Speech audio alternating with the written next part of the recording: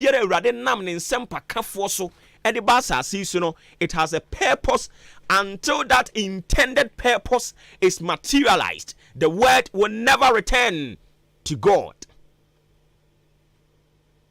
Ni epasi ye kyerɛ ne sɛn, ni epasi ye kyerɛ ne sɛ, Awurade wɔ botaye bi nti a ɔkaakai atiefu etie maakye anɔpa yi sɛ, onyame a wɔte wo mu no, ɔso sene wo haw ne wamane, ɔso sene nea wo nam mu ɛwɔ asase yi so. Sɛ asɛm ne ba sɛ yi a, ebia na mprempren no, you may think sɛ wabrabɔ all is rosy, and into the yɛka no, wadwen sɛ da ma so sɛ wɔ haw bi. But onyankopɔn deɛ, ohunu akyirikyirikyirikyiri adeɛ na wahyɛ ase edi ho nkɔmɔ ɛnɛ.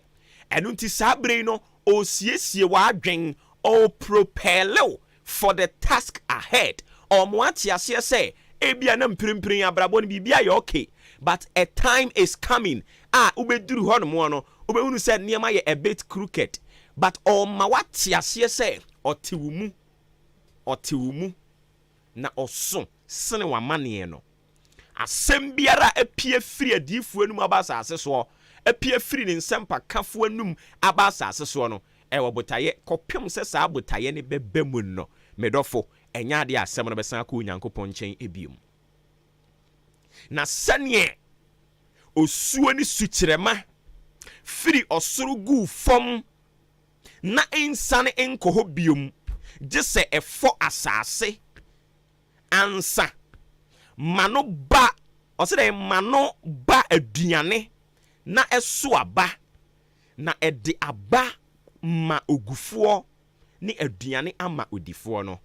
Saa ara na onyame asɛm, saa ara na asɛm a yɛka kyerɛ wa no pɛ yi ɛbɛyɛ. Asɛm bi epie firi Onyankopɔn nanum ɛba asase so no ɛwɔ botaye. So shall my word be that goeth forth out of my mouth. It shall not return unto me void, but it shall accomplish that way I sent it. Onyankopɔn anum asɛm nie anɔpa yi de Awurade ɛka kyerɛ yɛn ɛno no. Onyame a wɔte yɛn mu no, ɔso sene yɛn amane, ɔso sene yɛ haw, ɛnwɔ se yɛma wo kwan ma ne bunka mfa yɛn so. Anɔpa yi Awurade wɔ botaye ɛde ma yɛn. Asɛm a apie firi yɛn anum aba abɔnten no ɛwɔ botaye. Awurade sɛ saa botaye no ɛbɛba mu. Awurade sɛ saa awareɛ no ɛbɛba so. Awurade sɛ saa kwantuo no ɛbɛba so. Awurade sɛ saa yadeɛ no ɛbɛdwane. Awurade sɛ nimguaseɛ no ɛgya bɛtom. Awurade sɛ saa duabɔ nnome no a yɛabɔ de ato abusua no soɔ no, ɔde gya bɛtom. Fa ahodie bɛyɛ ne madea san sɛ ɔno nyame a ɔte mu no, ɔso sene saa duabɔ no, ɔso sene saa yadeɛ no, ɔso sene saa ɛka no. Nkurɔfoɔ atena ase akankye na tie Bible sɛ Joseph ɔno ankasa abusuafoɔ, ɔno ankasa ne nuanom ɔno mu firi agya baako.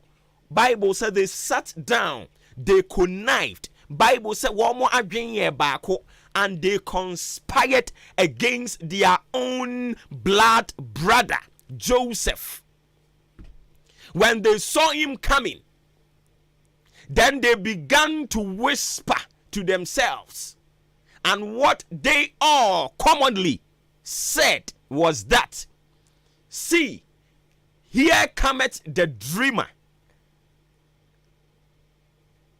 Afi omo hyase say, hey mo ni ono no so oba be yie, ni ono no so oba be si dan, ni ono no so oba be tu kwan, ni ono no so oba be ware, ye fie ha ebi nsi da, ono de oso oba be ya ma anuonyam aba, ye fie ha abrantie bia ni wa watimi atu kwan da, ono so oba be ya ma anuonyam aba, he ababa wa wei ono so oba ba be tu kwan ama anuonyam aba, he wono so yo sofo efie we mu ye ni sofo ye abosomfo nko a na so ono so oba be ye sofo na osi when they saw him coming from afar, the omo kan ye ne say, see, here cometh the dreamer.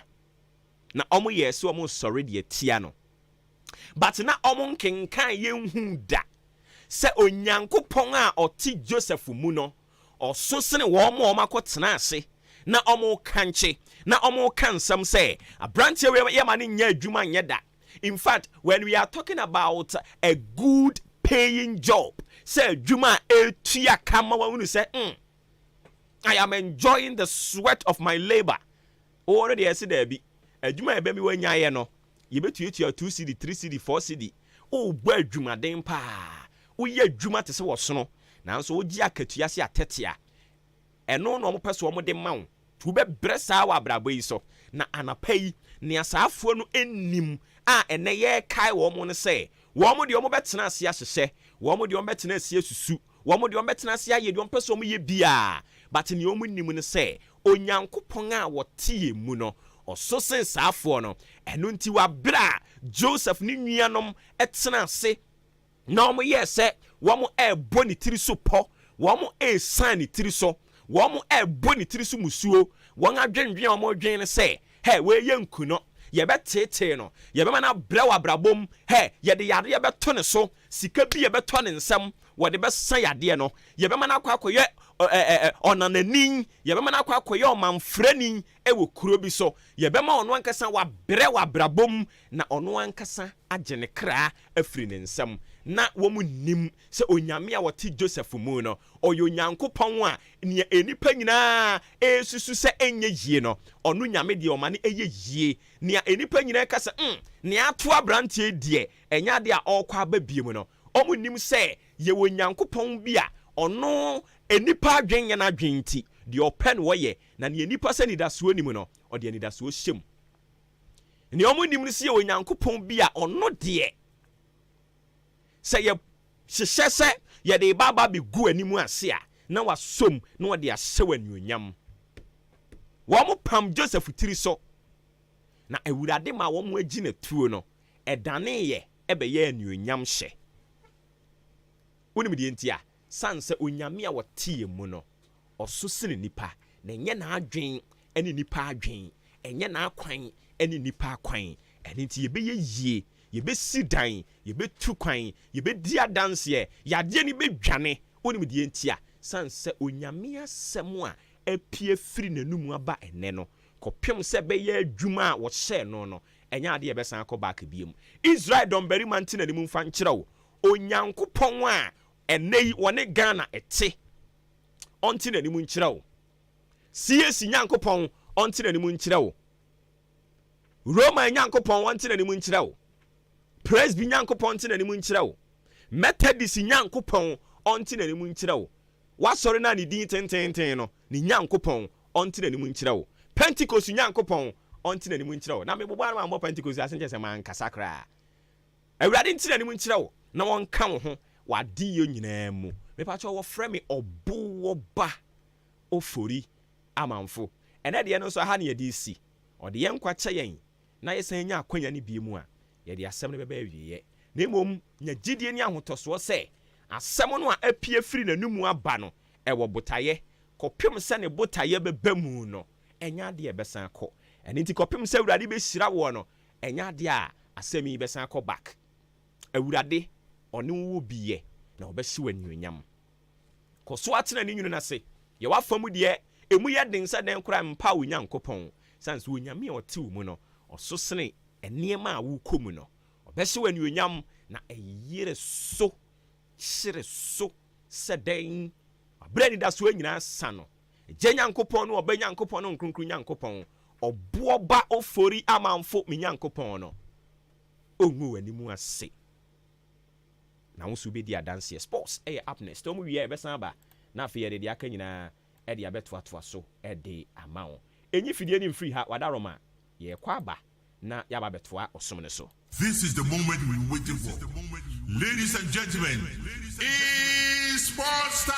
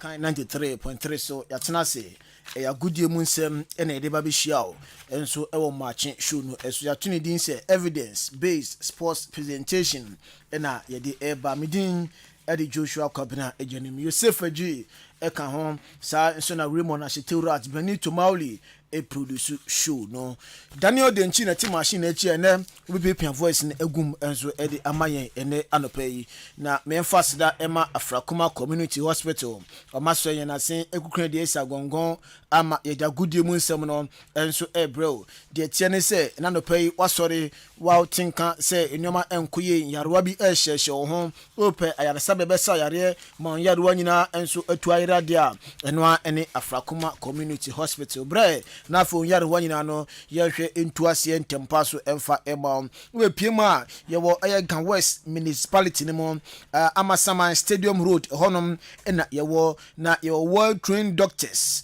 afa nurses ani midwives oni madwuma ne ya oba nkomodidie mu krampo no yarewa no be se 40% enso etimi ira ansa krampo na ye di edru enso account na be piemu ewo Afrakuma Community Hospital ye wo OPD ye wo lab ye wo theater labor ward children so nyina no ebi enso ewo Afrakuma Community Hospital ye adwuma 24/7 ye mpon na se etwo na etete wa ubepiema ye doctor na se onim etwo yi a obayi two no ede amawa o ha bia enso emba chiribio onime ending komo na se nei onim penfo ending komo 059 700 5963 059 700 5963 na afi aya onim penifo enso edin komo na wajinchiremu a esimidie afi Festus Enterprise enso se bra se bia ankrankran ofie anase adwuma bi office bi na ubie school hospital bi na ubie na opese ne no o ma manfo yi omani su kakra enso e wo office on ma na opedi code ni da onum na san abodwuma mretenten ede amode a ene bepiem o na kache oba ye multi TV ye DSTV Star Times Canal Plus AG Plus combo ni bi ni nyina no ebi available enso ewaye Festus Enterprise akachima na oba obunya satellite na afi terrestrial decoders a eni edaho TV etunton bi Hisense Asano LG and Samsung ni nyina no ebi available enso ewaye Festus Enterprise TV wa mount bi aba decoder stands ebi ho remote control TV there na for decoder there ni nyina no benya bi ato enso ewaye Festus Enterprise afi AC na pesa auto be PM hospital biabi na afi brand bia baby adi bo bia no obunya bi ato o Festus Enterprise ani bon o former esan papa na de tiene se o satellite no o TV no anase nei o AC no wan van bedan yen fort aba ho yesifa fort ne bra ye behwe sese sa fort ne edi amawa so how no onsan enhia ne biu yene old chimasi sport no na ebo enhwenim now there ye fan Nanes Palace esan so eben show police station no ewo achim oda 0244 515 849 0244 515 849 and 0269 305 785 na one Festus Enterprise enso edi enkomoye na bibia akokama edi amount Ramen Barbering Salon enso sebra mo amuko school mo amuko adwumam na nsend ye honum na yenyina yenso yeko eba na etre yenko ade a omye the best omu yuti nima wa woni nam kroma yes wu se wa yuti ankasa enu ntino se uti nko na peso yina bibia akokama de ma ode a kopie mu Ramen Barbering Salon ebia nso de no opesa o ye ne locks opesa o chinchimuti opesa o dye white gold brown ni nyina no okopie mu Ramen Barbering Salon ho ma ebe ne kama edi amawa afi bibia nso ebekọ kama edi amawa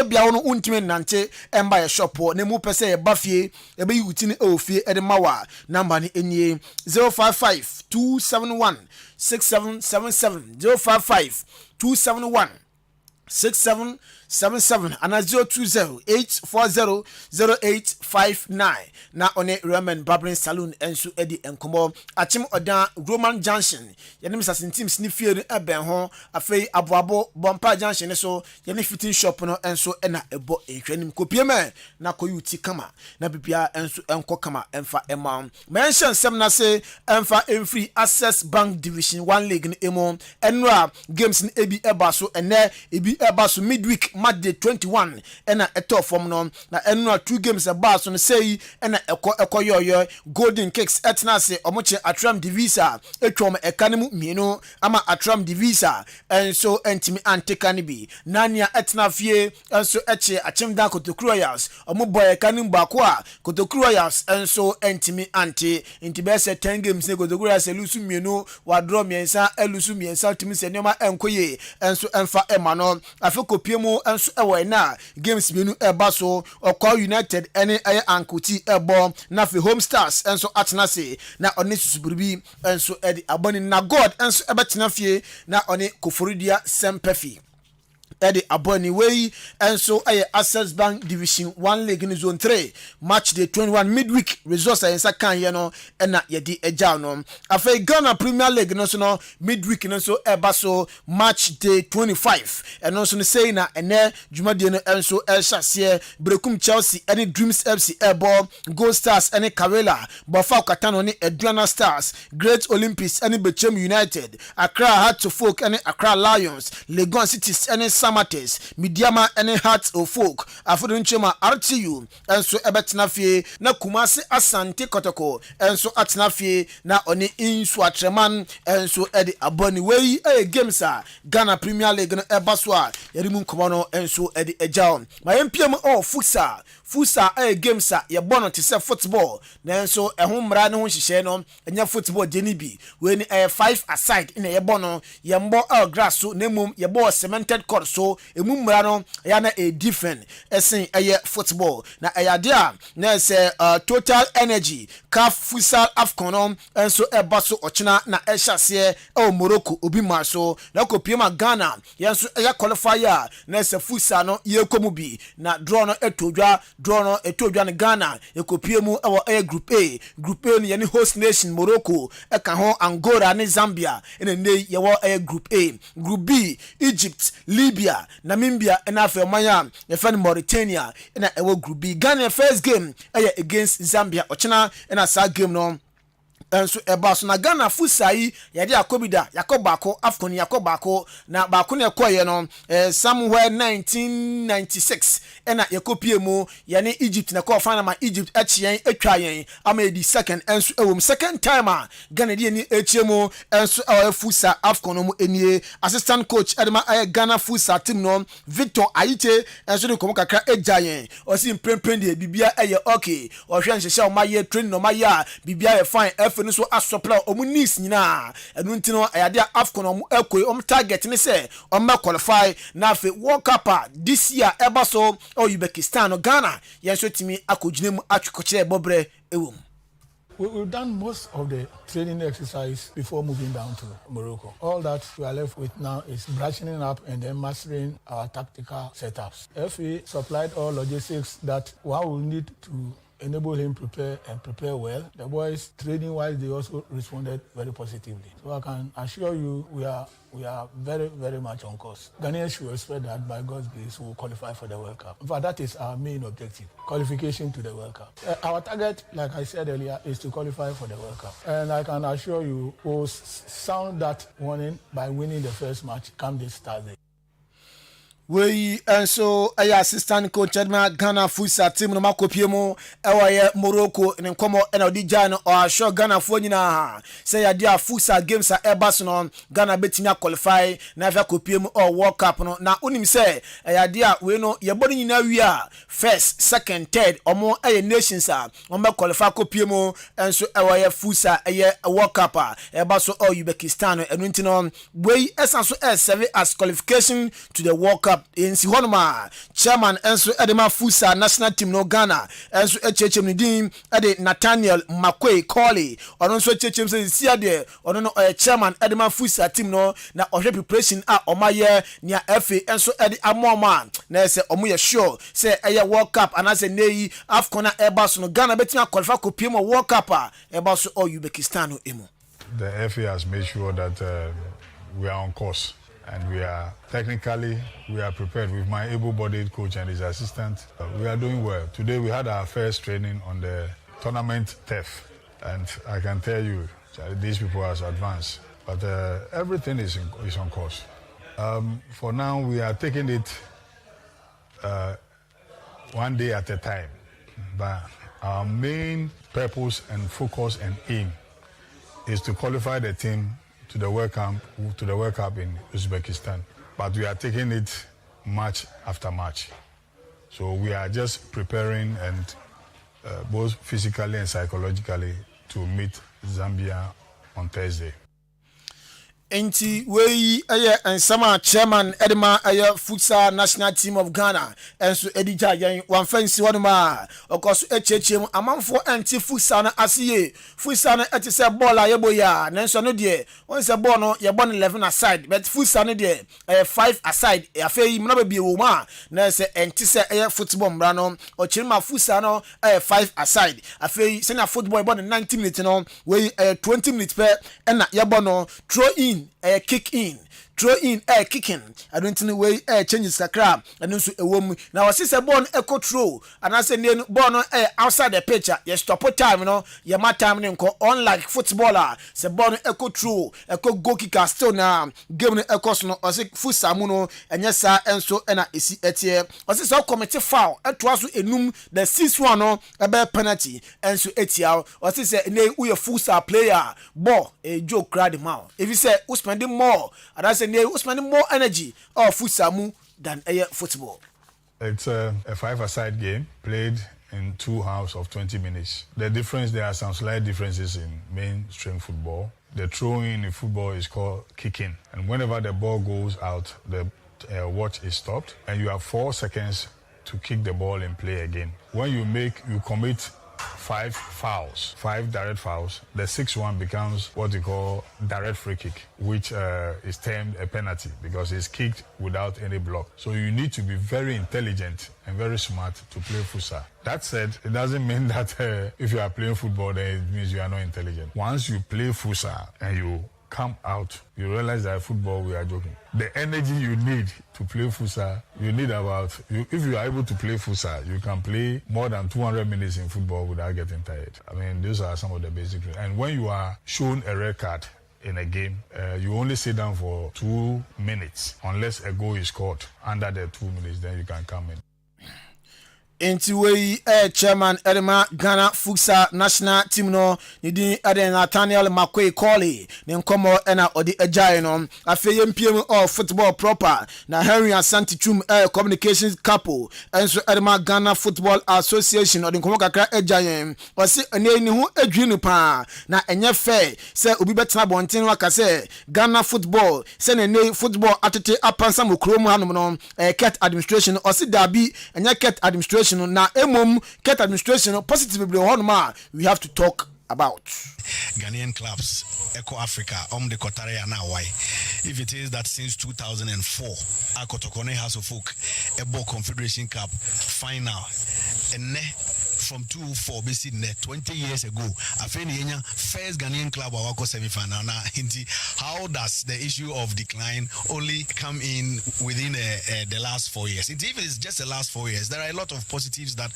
we can talk about. Within the last 4 years, Dreams FC semi-final of the Confederation Cup. Within the last 4 years, since 2009, I winning Africa Under 20 Championship. Now you winning BM. Within the last 4 years, you winning Mauritania. You qualify for FIFA Under 20 World Cup. You qualify for Emano Under 20 World Cups twice. And the Black Queens 2018, I host to Emano Africa Kensie. Omo exited at the group stage. Now you Kobe BM, but I can say Black Queens are qualified next Emano con Omo Ekwakububi Morocco. Futsal since 96, I Kobubi Yanko BM da NA futsal Ejina Morocco in the Futsal Africa Cup of Nations. So I can agree and I understand. Say there are challenges, especially if you are talking about competition by competition. There are a lot of challenges. In the last 4 years, we've been to the World Cup. In 2018, Yanko World Cup. 2022, Yanko World Cup. If FIFA has over 150 members, not 32, Yanko World Cup. Now out of the 32, We communications director ma Ghana Football Association Harry Asante Chum and now then come and so ejano ne boxer kapo and so coach edema Mediama Sporting Club Ochirima nowadays ni team Mediama bono and sheda and so ni performance enye so good sa omuntim enche goals omuntim nya bibia ne mo brenana enkoye from Mediama Sporting Club boboko anuntino obi anka na kuma enfanto ne yemo omebode up afem so pay attention na for games akoma Nkunumdie akọ ni goals akọ ama Mediama Sporting Club. Many times happened this. I think we didn't deserve because of performance, because of some things. We are trying always to find where we made mistake, especially in some moments. This is something what we have to be objective. We have to find also some things we always talking between our team, and I hope we understand some things where we made a mistake, because this is when you are watching all match, this is very, very short moment. This is maybe less than 1 second, but sometimes in football this is too much, and we must pay attention on. It's really very difficult to explain. We are really, all players are doing good. They are trying everything to score. Sometimes we are in the game, we shoot very well, and goalkeepers are very good, or crossbar, or a lot of things are very difficult to explain. We na boxer kapo oye coach Adima Mediama Sporting Club in Chechemu ena ode abaro dream service boboko no reporter yensa kanese outstanding bonus bi ho na mpanimfo any management aka bom say before us no mbebo Zamalek game no or the CAF Confederations Cup semi final no na physical kam nyina no ye trade ma players no omo ho ide na afo monya komapa ne opepa enso edi ehia Zamalek enso or the CAF Confederations Cup semi final ni mo a Kono enso eja nanwada ne boboku a yefen Dreams FC enso echi Stade Malien Kumase Baba Yara Sports Stadium ebo game ya Mediama anase ne Dreams FC qualified kon nim no na Edonichi Makaf enso recommendations bi eba ye say Kumase Baba Yara Sports Stadium meet standard no for Confederations Cup semi final enumu na Gaka chairman Mr. Kujo Fianu mafia so de nkomo kakra eja o si Ghana ha no pa Ghana aye football country na ohwe talent every Ghana no ko ene se na Ghana football na etie na ye ni one stadium aye standard to CAF eya reho sempa. Yes, sorry, I am and sports, but there are things that we need to do. It will be a shame for a football country to say Ghana. Now, you to give Confederation Cup semi-final. Then you are some bonus. Me I feel amazing. Now you say I do a bit near Pacha near my match back. At the end, quite high and say you can't the latest stadium for flyover system equipment. So what is wrong with equipment? We also Kujo Fianu Gaka chairman and common odi ejano ni nano say Mediama Dreams FC omoni bobokua ye feno Zamalek Edberin Tamso na CAF recommendations biaba says yankene nsense stadium na enya dia Dreams FC ebetimi aboni game enso de tia Zamalek ewo Ghana hanum sei yankonko from cross na fe fan sama hodwa enso etojan enfambla the UEFA Champions League no quarter final na enra games mienu eba so ene niaka na enso etwaso na enra 2 games na baso na ende draw Arsenal etna fie Emirates Sports Stadium omnibo bokua ye fan Bayern Munchen edi abuania sa game ende draw Bukayo Saka na Fabrante fano Trossard enso enya goal edma Arsenal Shege Nabri na afe Abrante dim edi Harry Edward Kane enso enya 2 goals no edma Bayern sa game ende draw England Emirates Sports Stadium afe Kraka na enso etofom Spain Estadio Santiago Bernabeu game no so ended 3-3 Abrante anidim enso de Bernardo Silva enya first goal edma Man City afe ongo baku epiem Ruben Dias eshen ho Rodrigo edi goal baku ebe peso Philip Foden na afe Josko Vador enso de goal menu epeso edma City na Federico Vava enso ebe tikana at the end of soccer aye fiesta no na aye Madrid asemiensa na City enso asemiensa game ended draw second leg League no in a behu champion ata near all qualifying so acronym or the semis of the UEFA Champions League. And games now Twaso our Champions League ni emo Atletico Madrid our Star Metropolitano no omo etnase na omni Borussia Dortmund edi aboni no so 7 o'clock na sa game no enso ebaso afi Parc des Princes Bobo Kwandi edi Paris Saint-Germain enso etnase omni Barcelona edi aboni same time 7 o'clock na sa game no enso ebaso live commentary beba e wadum te ya na do ofiri na atoa na fi wetie work calculated commentary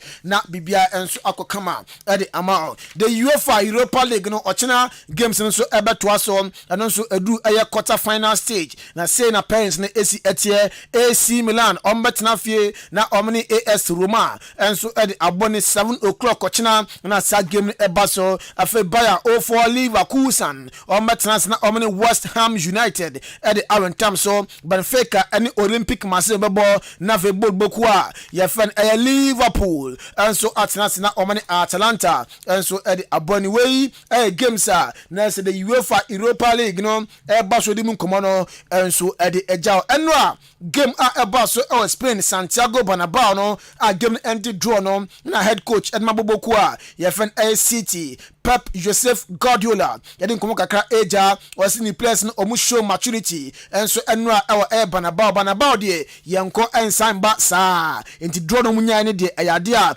oboni team abaso pa omu show maturity na bibia nso ekonkan nso ede momo was return leg Kevin De Bruyne munya be chime ginemu abo na first leg na the counter Kevin De Bruyne ambo ne say before the game na Abrantene office anu amano kwan amano ensia kan na o se ade bakwa ha o madwen ay Banaba pitch no o se Peter the place no omonye good with crowd no omonye nje pitch no na pitch no enye atmosphere no na enye information Boboku no erunti na do ba nya sampa na ka city for enso eche madu ayom hodwua amanfo enso ani eda honim kre Ruben Amorim enso head coach amino ka said ye o coach Sporting Lisbon Boboku no league no omoje o Portugal anisa na ebeto dwane se Liverpool any papa edin komo Sajajen club okwe na kono sombra no mbeso Boku no bibia so enko kama enfama Liverpool na eba ne se Ruben Amorim na esanya de wa agree terms with Liverpool na so Liverpool echema eno one targeter omusa be kan bibia so akokama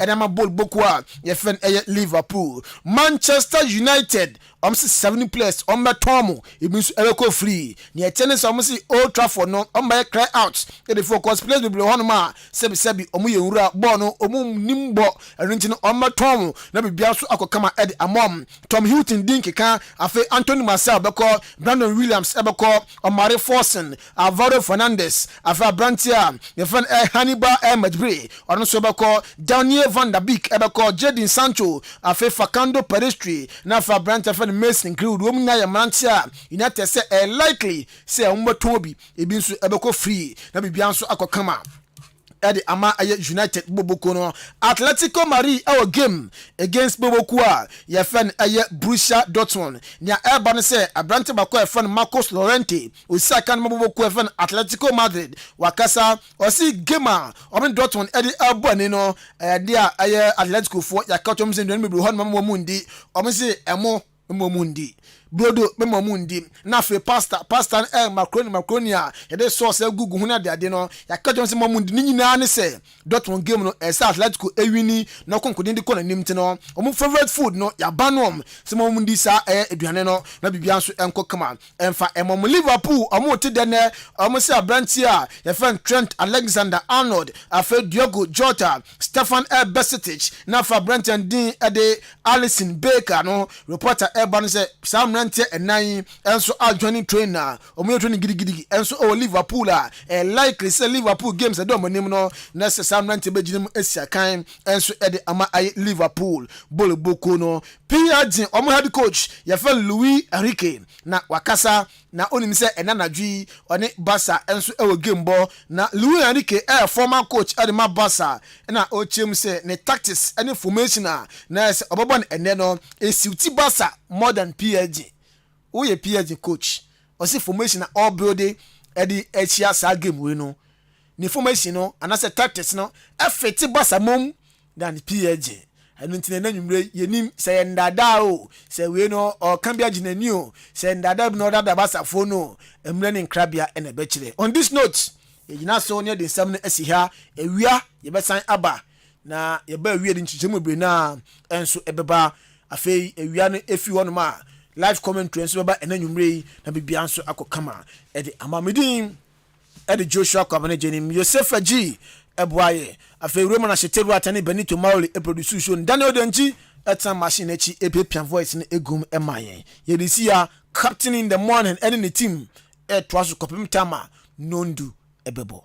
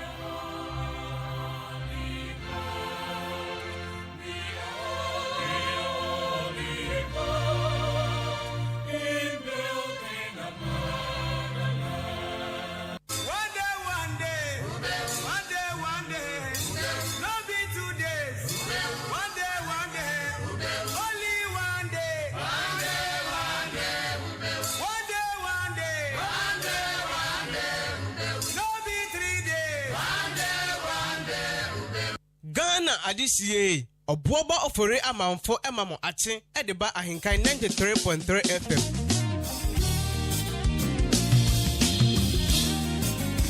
Absolute Gospel, your home of gospel lyrics.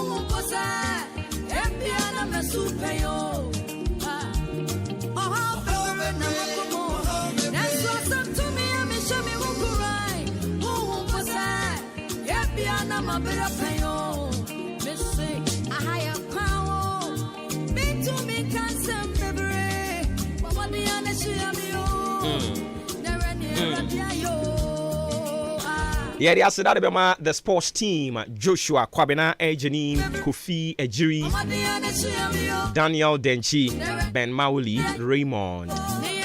Yeah, Domasibibre bringing us up to speed The Koso Ewo Agopramane so Psalm 34 minutes after 7 Amanvo. Yeah, that's it. Matching any Jumedian in Sudan.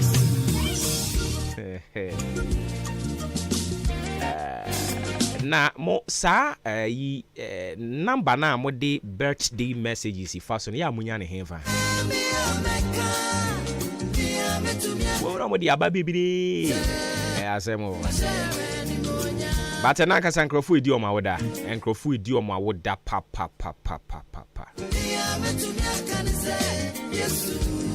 You know, we will definitely switch to the brighter side of life and celebrate these people. And I will start with this one. Name.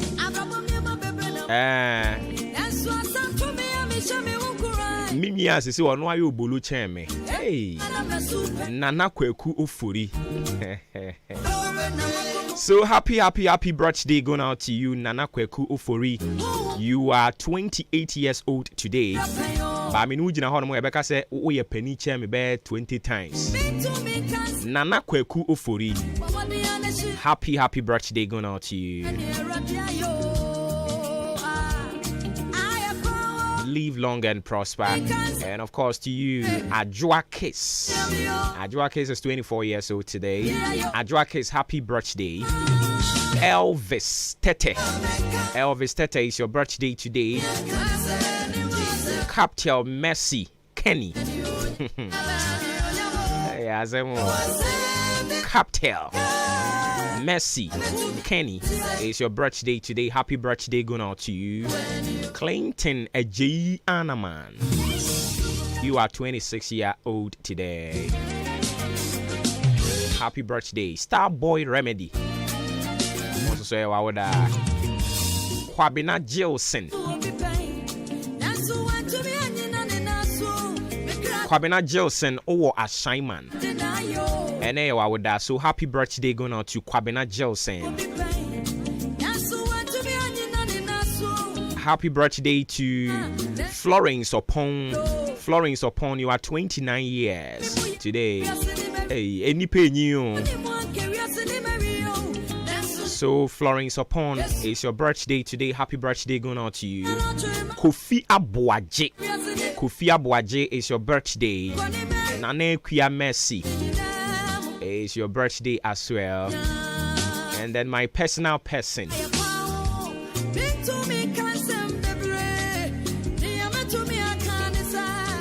Me do sikache papa de bia wo ka chem so o de me be kwa adwo ato kese ho de bia wo ka ye be kwa adwo ato kese ho ye be kwa adwo ato kese ho enti ene ye wa wo de me kai wo ye hia nkokọ a adwo ato kese ye choba ye be ko. So happy birthday going out to you, Ignatius Terence Akon Nobin. Mudin mami moni. Ignatius Terence Akon Nobin. Nobin. But it didn't win sequel food in you. Oh, Kofane, he. Are they what's na you kakra na? Oh, got na Kungu kakra. Now, no being a different. So, Ignatius Terence Akon Nobin is your birthday today. Happy birthday. Oh, you're a big man, and indeed you are big. So, happy birthday, Ignatius Terence Akon Nobin. Mo we ni din no wapa anti me refi mo say that center for the. Anyways, you are doing good for Mother Ghana.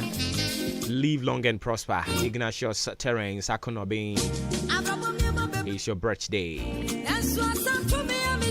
I me former colleague. Oh, Sammy. Me former colleague, Lord FM.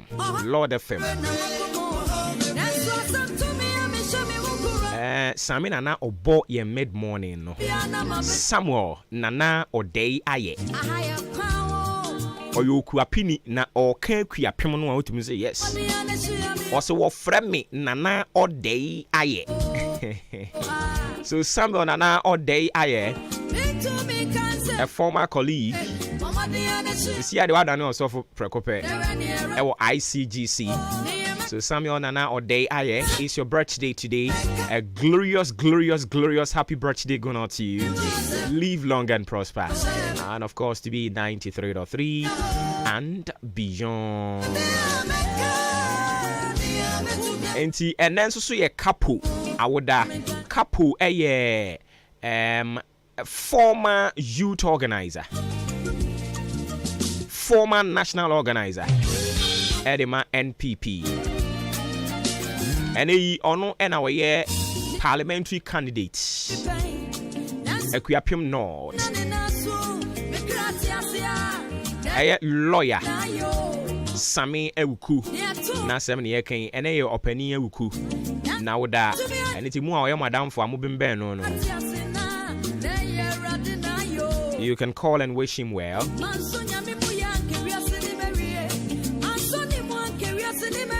I feel I'm in conquer me policy ni because I told the idea on one na your friend no my beji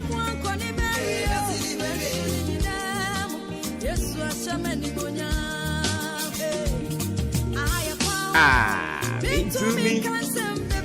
So before I do that, we will say your friend Gideon Abwa is it then Abuachi another then? I think it should be Abuaji. So Gideon or of Fancy Ayribi constituency. Ura Owusu na war pair parliamentary candidate di Breno. Na okane ho ene wa woda Gideon. Udin ba kono is it Abuaji ana Abuachi.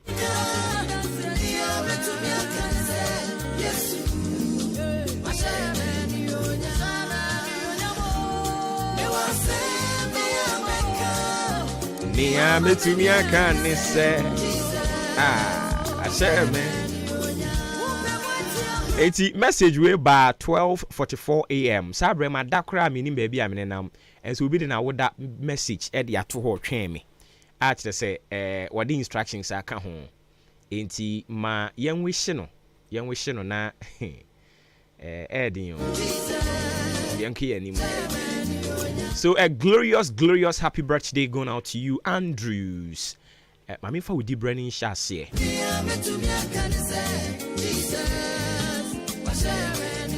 So happy birthday to Detective Corporal Andrew Kwesi Jamina, Police Intelligence Unit, and Asset Directorate, or Western, which is Takoradi. It's your birthday today, Detective Corporal Andrews Kwesi Jamina, Police Intelligence Unit Directorate, and one year slash no or Western Region, which is Takrade. Happy birthday and confirm live long and prosper.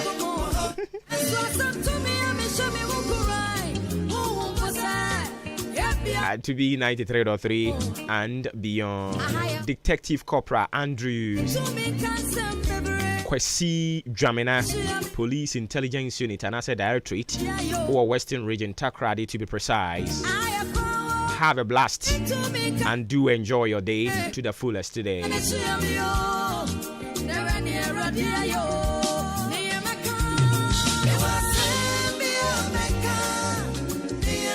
And this one also says, happy birthday going out to Madame Patricia Ewua of Odan Freeman Methodist Class 5. A glorious happy birthday going out to you. May you live to administer all your aspirations in your life.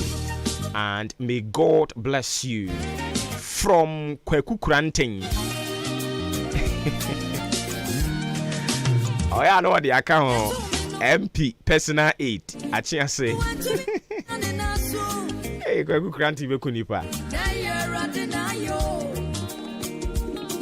Ghana adisiye Oboba ofore amanfo emamo ache Edeba Ahenkan 93.3 FM. So Madam Patricia, we are Odan Freeman Methodist or Class 5. Yes, and now so a glorious happy birthday going out to you. We Kweku Kranting KK. Honorable Kofi Ahenkra for the personal aid no. And was see and cancho. Eradin can We ba cho messages in the doors nti ya na bi ya afme ni so ye kwa animu no me de aka nyina de beka ho. This one also says happy birthday going out to you.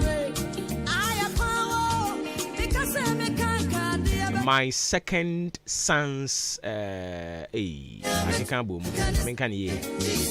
Okay, so your second son, and then I would babe ma or tosumi, you know, and then I would so happy birthday going out to you. Say Odidini Besomia Hill. Na day ye boa na say the end my church on his hand. Zastin Quisidian ye boa ye boa mpacho. Share o spellings in the year.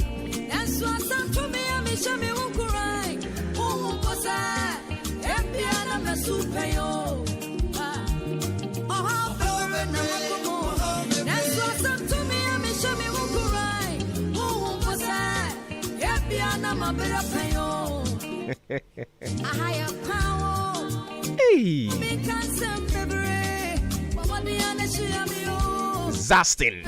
Zastin Kwesi boy.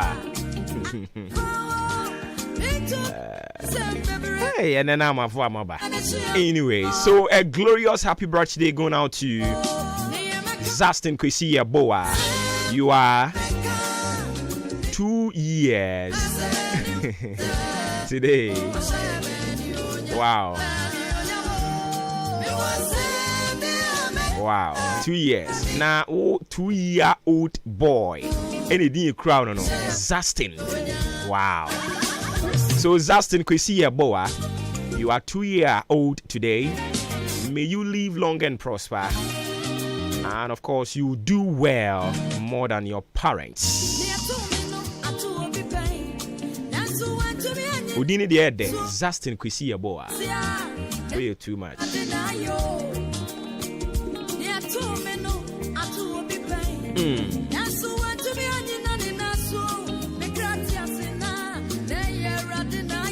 And then let me do this final one. Messages in the door, John Impra.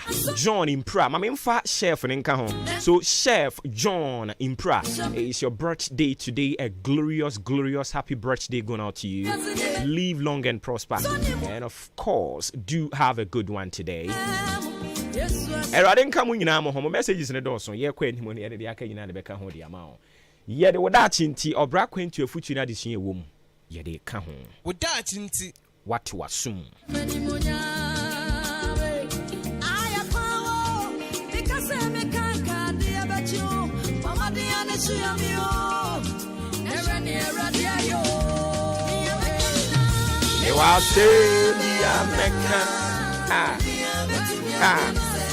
Yes, what's that, man?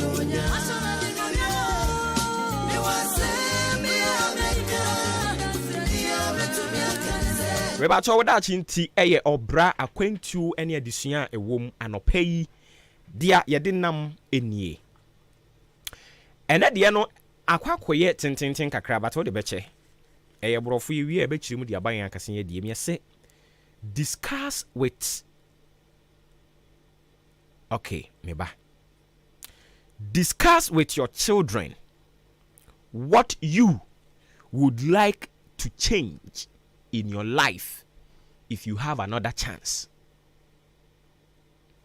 Discuss with your children what you would like to change if you get another chance. Say brofono unyani ye. Discuss with your children what you would like or love to change if you get another chance in your life. So we say nya akwanya biemu a ye pesa wona wo ma ne dwendwen ho. What is that particular thing? Sa de no a unya ya nanka wanye, unya ya nanka wamfa ho ankoram batasi. Ade no anya si. Wo ye de den yenye ye. Asi awie, but asi wie ye no pick lessons out of it. But unya ya nanka senka unya akwanya bi man ka besa akwa akosesa no. Eno na nkrofo no wo brofo kasa o mka se I wish I could get the hands of time. Say, if I get or have the hands of time, if I have the opportunity to change things, to amend a new man, what would that be? Seminya kwenya se me sesa bibi wo mabrabo mu a eye de ba de e na asie twam a anka me sesa no nneoma ben na maame waye papa abrabo no wo hya ase no se den na wo ye a eneyi wo utimi se adi wunya ene nti ompese wo mabe kom tiri wo motena ase and discuss with them what is that particular thing that you would love to change if you get another opportunity, another chance in your life. So when you akwenya biom say ye reverse wa brabo no, o say koya akwada biemu a. Anka de ben e na wo waye, e de ben na ade hu awuram, e de ben na asi a wunyaye a na nka ensi biem. Discuss with your children. Tell them mom hu de enti a wunyaye anka obesan sesa no. So that they do not become victims of that event.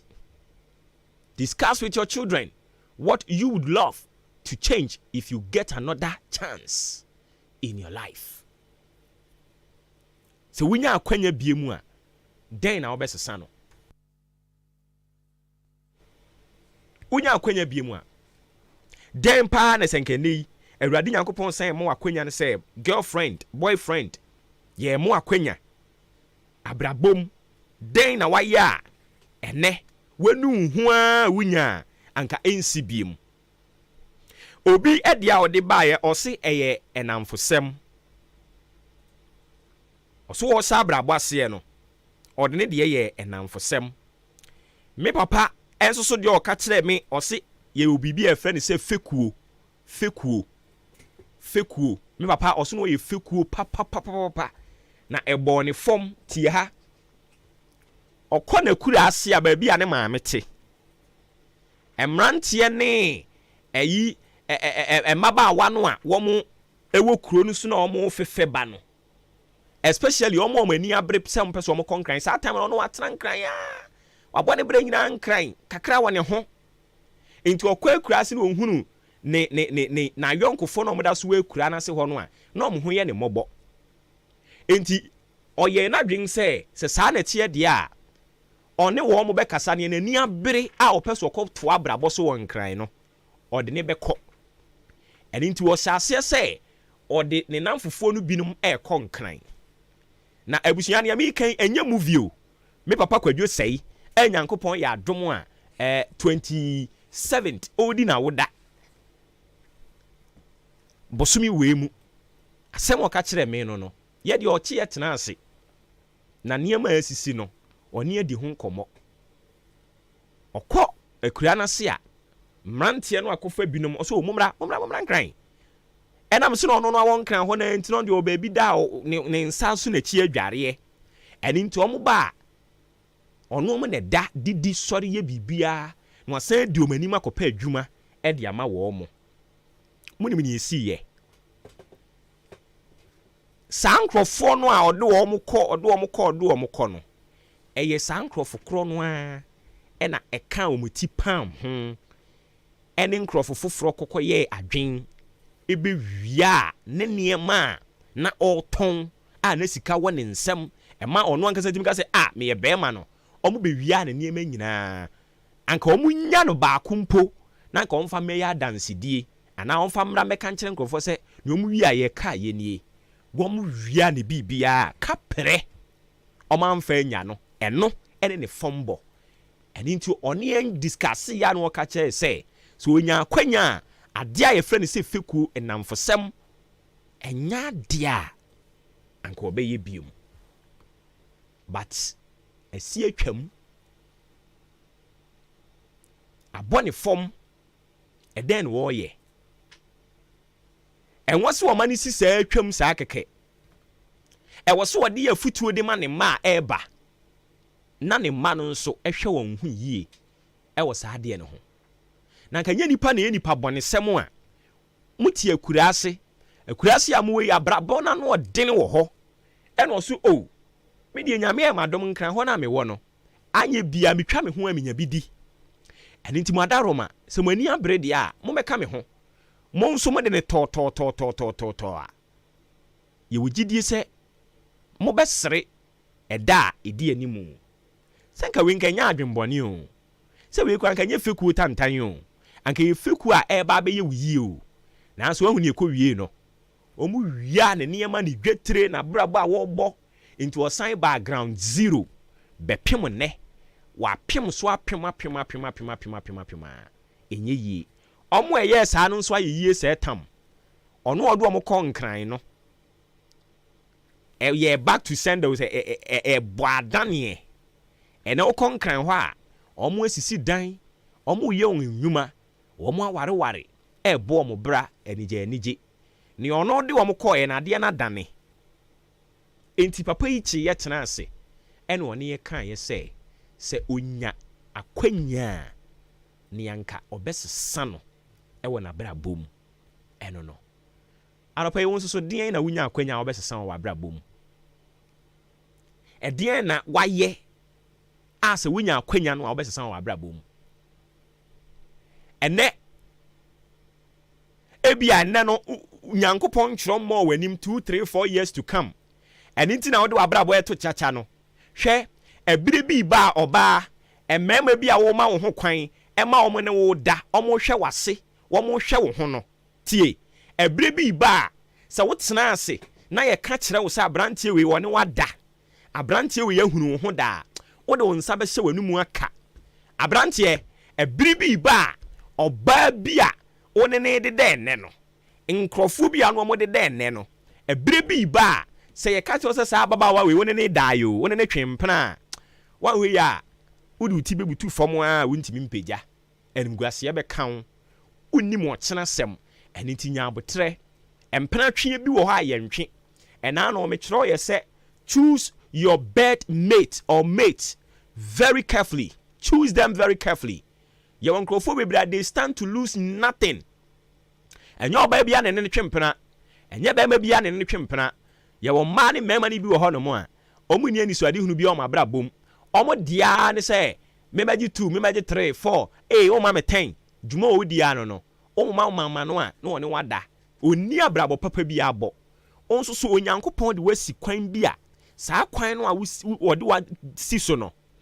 E ye kwan ye de wo konkodum die kwan so e ye kwan ye de wo kɔ yedie mpaniye ene nti obi won ba be ye panyini na afei niema a wo ye twa mu no ahyase epie na ye de kasa edi tia no medofo moma ye nhwɛ yen ho yie anamuntu a ye tu ne ne ye nim o kyena sem ene nti ye nhwɛ ne yie na emom ne asie twa mu dada no nso awofo mo ne mo ma ne nkyɛ na nya sua de emfama obi so ano de ye weed okosuya wi nom wa ya ontimi nyai wa be ya addicted obi nso de ye koro no aka ne ho onya akwanya nka obesesa no but aka ho me pa cho mo mfa ntumu manefo mo mfa nhyehyɛ mo ho e ma mo mane nkonkoye bi unse o ma no a wawo mo no se wotese ye se ba ako bi wakwa akoye biribi a utimi tena sidin no aye din unim de ntia because usa no nso so sa de no ye bi ntanya sunsanso o ba ne so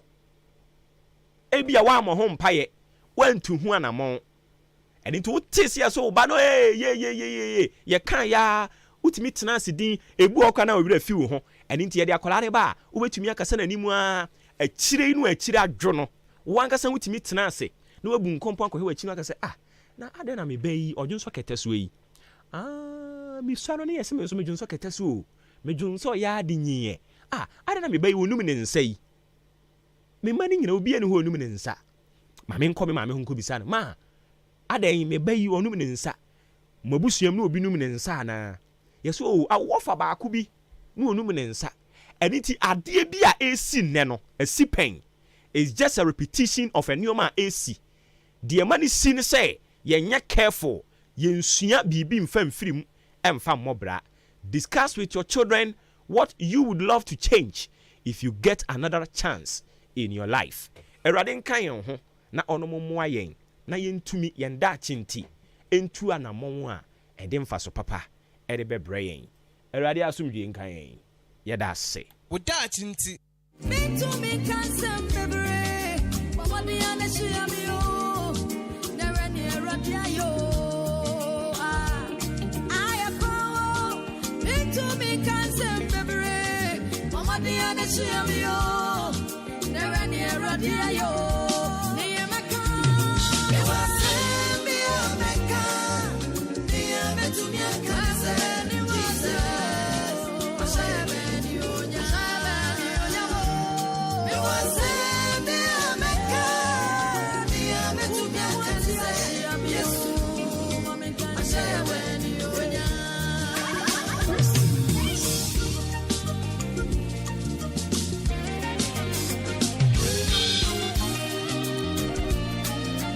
Show money. I don't pay him watching. Me just say be able to yeah. We too much. Hey, riding go anymore. Say show money. Say yeah, check it up on somebody. Say a sika anka. Menya me ho say tam. I will show money hon ho. Over that be sorry now message you train o. Message you so dey say what type 20 ya no atam the amount. GM boss, hope you good. Show money, you too much. You too much. Rather son ye caught na yakofa the ubon crata emoboso no e the amount. The ubon crata emoboso no emienu. You will fear had ye any way drama so dear. Na ye the nina e the bebrel. And ne a bonon kunwa si aka don hwere. Regional minister ebe free kufodia aba achem odan. Unse si on ye acting MC. Enti oba ba behwe na abato a omo beto ne ne. Agenda ne ye be se 9. Omo behwe na omo swear in appointees no. Omo swear omo in we are fe preside na abato ne beba so. And then preside na abato no ba so we are. Omo be swear in presiding no. Ama wa hwechiri ebiom na any other business e wo fie ho no oma hwe aka ho asem nti ene no eye niema mi enan ene bekoso ana say ohwemu a niema mi ensa ene bekoso regional minister ene eba ba be supervise oba betenam nti regional minister kum MCE Bremu Central Municipal Assembly otwen bebre obofo nso ebebre adwen papom bokọ de Chidem Ponyankopon Adaroma or the Nanso Ache. You so Nyame adom me so me ho ye pa. Me sinya ako a. And dey baby akọ tena ye no. I drink the hash. Say bibi aboko de. Nyame adom boko. Ye the radio say. Okay. Enti the bon krata no say de ka no ye fie ha de ne aye adwaman so de. Ene enkomo no we wo ho no dooso. Enti me pese ye adwaman so de ne wie. We are near Bani Asani Assembly members here, ne? Omo koto aba no akasa. Se omambo adwodie kuro yi mu. No, that's what you know. Enya dia yesa, wo dia montena hore. So dem montena. Me ga se wa dia, me ga se mi huni. Omambo adwoda so gina mu. Oje dey. Omambo adwoda so gina mu. Ei. See ase die ota wo no. Onhome ya. And what's a woo dimiricano? So jay. Okay. And akwada or no so yakwada bonny. Ne mamma and papa said that what yasho honkawa. Na dear son. Na kwada ketua a sukonoma 2 years. What's a one not what the me yam eme ebe say convention no. Bentua empower to da. Ya basa wa ma wo ya fu ayaka pu. So usu eni so ye me yo ya. Asembe ti de bebrebe gina ti onte ye. So no no ho se aposo. Why is aposo? Inkita den. Na se aposo bia so obegem. Aposo bia so jemo. Etu de mom yenko adwama so ne. Na me ni assembly members ya nyunyamfo a memfo mu ni agro. Na atem odan si o ma beti so. No ma yo ma dwene se wo munti. Omuntie bi obi beka na omo be ye de be boa yen no me ni omo mra mekasa ene onyamfo me kwa ba ni mo bekasa mo breni media said you. It may come out of no baba kasa. You. It will be on camera. You. Adesimama yamamu nyina mo ache asan so mama kwa babiem de aba mansa agya tumu kasa fidie amantem ne sedi kanfo aso pempem adia tumu apoe mantem mu de ahenka na di 3.3 FM so sabe hwe wa kire bia no so abo anopa no nwotwe apa nsima no miensa pepepe e ofidiom ya wodi ne de abo bia no ensa hwe sansa kire bre ni nyina enye pe na dwumadi asogusu awu etie eye maachi ne dwumadie no mu ene wapone na kire bre ni bidi amaye ne a eja yeso ye ba ne de bonka ta wodo abadwa so ni de animu e de besomwo tie na etie ni biem se de bonka ta mbo so ne de e de animu ne de mounti ebi wono ma enkyirase no se de opesen ka wunya no na wo me no unya ne saa woso wasede nso obetie si dwom no akope biato na woso watima kenkan atumu enkyene na obedi achi e wa ba fontentan so Facebook live and YouTube live ni nyano e ahenkan 93.3 FM ye de mane da so nko ne se ye bobo so ne de bokata ne de ato na so wo hwete wo hwe mfonyini no enkyirase ne de wonte ase ne na se ntwere ne de wonte ase ne yeso ye kyirimu ha e de ma na atimi enso abonti de achi wo ho na afi noma enko enkan mede the Ghanaian publisher de bokata no e fi ase de amamo na enche wonom no na watwere de aba say we wanya yampa ti tuntumu no de ato ana o kire mu say edwoso sam na o kasai sabio omo mra se badwani a eja onya ne ba bi koye no e wo se ahwe na yeyi na namsi ni nti no wo chese electoral commission so ayen totwe ne bibia awie wo chese nyankopon ya adoma oforiso obosu e wo me ne de to so aduasa adehia wonom e wa dwoso abato pesua so obemo makonya mo makoto santre na obi bia okuta e ya abato nsuo krata ne bi no watimi akwakoche na adwen no matimi so ayimra se bedwani fofronte wonsem da obokatai enso so ede aba e wa wo se krata fa to so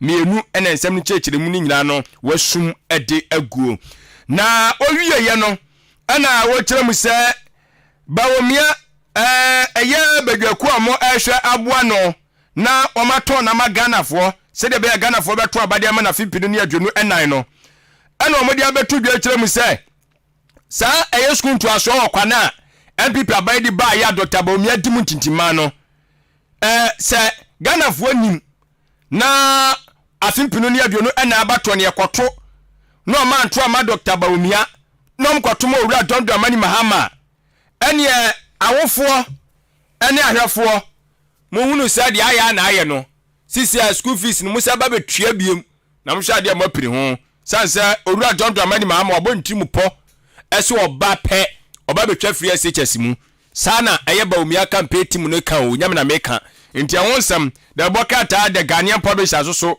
e de wonsam kaye e de abanye fonye otwa baaye no we unse eye owura awono ene Ghana man panya be de chire ono sare frank atuni de ma MPP amanyoku no Dr. Alhaji Mahmoud Bawumia eja woni eye free SHS fo no bi no mo de ahyiamu ene ohwe no anu ka kire wo mu said waye ne nsa no se munim John Dramani Mahama na disuan fo ne se an sabapa no free SHS on se de ba no on presu munim nam ko nam ko to abama no no mo betua school fees na obetumi aba ha no ma wa unim ade ne wa unim ade nyina beka fie na mhwe ade mo pini ho ti ehonsam no na owie no okyem se wildlife bill no ena ye emwa ne de no na eno nya no omode ko ya na o tamto baby no enya no awenko oh okay eti aja wotiase na nadodan kwa kufu ada mamle ye tintima ye hwede abeboa se de be ya emwa wodo mo wo ye nkwa ye mu no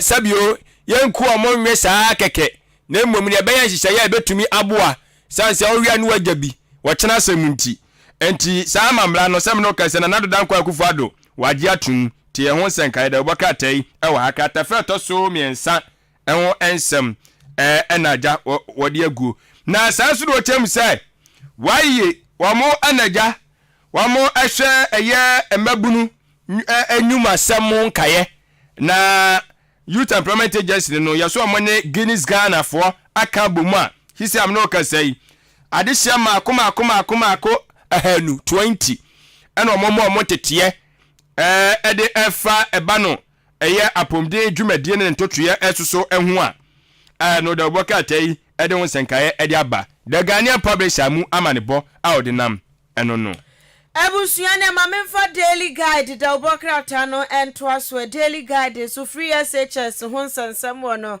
aba beto omo kire sese baomia amanto aba na ama no na se moto ato ampa ho na kodi mahani ne nchen de ne no ano no free SHS no ato nsuom tuwedo o ka kire mu se munhwe yie enya miracle ho ahwa ne gina he wono ma miracle aboaje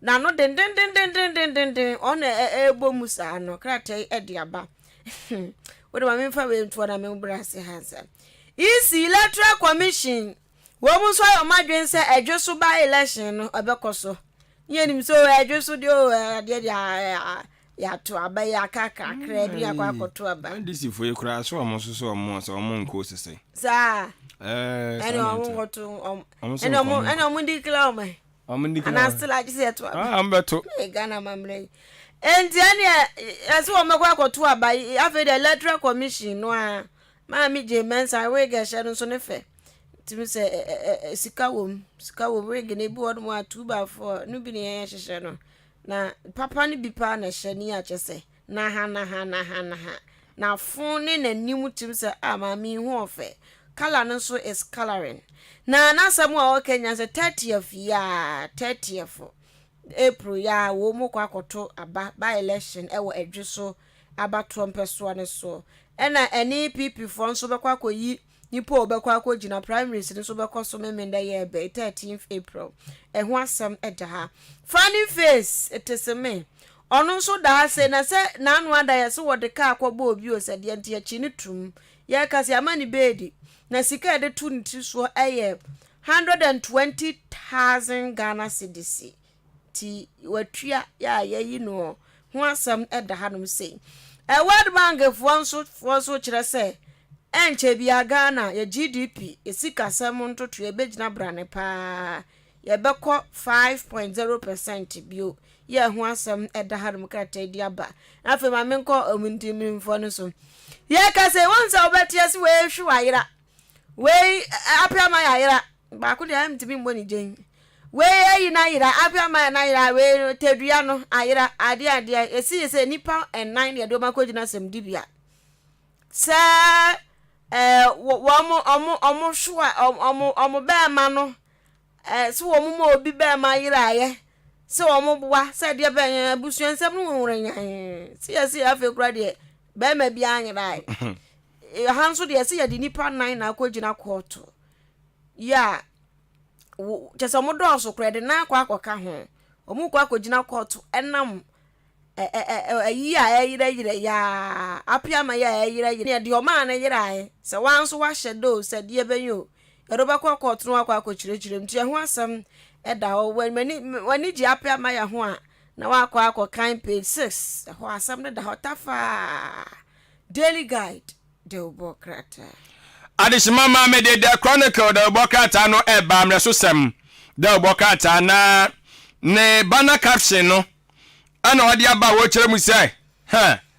asem wonwa bi asie no otikura oyembehyew na public account committee no kwa asetena yase asetena mo kwa ye no mahu sai Consolidated Bank Ghana sa mo di abanka sikabote no som Ghana cedis no 11 billion atas won mu tuaye Ghana Commercial Bank so ka ho GCB Bank omo so de ka 2 billion Ghana cedis ni nyina ye ka omo di aban o tie ho nsem katafa to so mienu miensa ene nso na asem ba ko agida eje ayi katafa makoma miensa de otim se ensem bom pa tie no ho asem da boka ta di aba owie ya no osoafo no na ehwe enwuma ani fiefie dwumade ne ntotoe eso Minister for Works and Housing numanyafo eye kwadwo ponkroma na ekasai wo kire mu se abaya frase a wo hwe etoto nuoma se de beya ye betimi enso anya nkrofo ma mafiri won man so na omdo musika ba be hye enei eba no eye fiefie dwumade ntotoe so housing no ombetimi do musika ba be hyem na yetimi apegam ama nuoma konkan ti sa na mo na ban gusu a otu anya asem ketwa kafra ti ho asem so eda Okay. Na oba si onum so already at the danger mo. The danger mo anya asem keto ase ko. Was MPP aye financial bi. Ane wo sun. MPP ni bi o skapa. O sun. Na so wo sun nyina ne se. Yes multi-million-dollar house. Na just ni fie bi a wasi a o sika wo di hye mu a abusuanfo enye sika ketwa. Yesi edwirigu. Yebubugu enye ba ko ya. Mzo samirani ya. Kinu ya de na yesi wabubu agu na. Enso so hwe fie pa. It's gondai. Ano mo se ensi baby ya na. Se was land ne nya ne dia. Land ne ho nsem. Ensi yesei. Ensi ya wo na obebu agu. Se ya ma na yi na adwuma se kogobugu. Endi anya ne dia na ehwa dia. Ye wa bebu agu na. Se dia bebu agu se dia dia wo ni wodi nya dia kom de no. Batu ntimi hwe nyame ani ma. Obi o skasa ade na o jiska ne no. Na ne ntra se kura na mon kan. Enipa bi ni mu chiri mu ya de o. Obi etimi asi apartment pa si sei. Abosu wa wie. Na ade mfidi adwirigu. Ha. Modua obi na akotwa modua agu akiaso na ko. Ya de beko. Ese ubetimi akuni pa. Beko se eja we am de beko court e de court beko. Ati ekwa no makoka wo ho. Ne ho asem no. Owie ya no ne. Wo eye na sampa de bi ode ba no twere kunkun ni moboru mu no. Psalm 37 verse 21. Edwom itire dua sanson ni mu adiodu ba ko. Was it the wicked borrows but does not pay back? But the righteous is generous and givers. More on. Sa. So Timodini ni bobosia na wontria. Na otini ni no. Wone de Janino na yede. Ne yamu ye. Ni yamu ye. Mo ene wo manso. Oh okay. Nti abusuafo ado no. Ti wa bobosia wontria no. Timodinfo bia so sika on ma. Omo bobosia no. Amuntia no. Okwana bobosia. Omota. Sabe Bible nim nyansa. Asaba kanu kro. Asabo. Baba. Obi ani Timodin bia oya kaprim. Oju sika. Ayi kobla. Kafu odidi. Kafu odidi. Kafu odidi o tira mention. So onu nya bi na akwaji bia. Mama.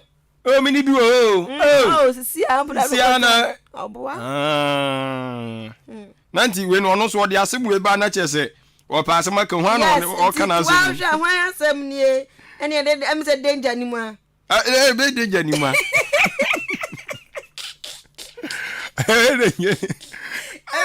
Danger no. Be danger ni wa. Danger na. Hey, chronicle. Agenda pani. Okudi po. Facultation makwa. Dabi. Oda sabru so makwa. Be ye de ase ni se me ye no. Ti aba yang go kwati ba. Roma. Obia kura na dwen. Ado. Yonkwa. Daily graphic na me dey to aso.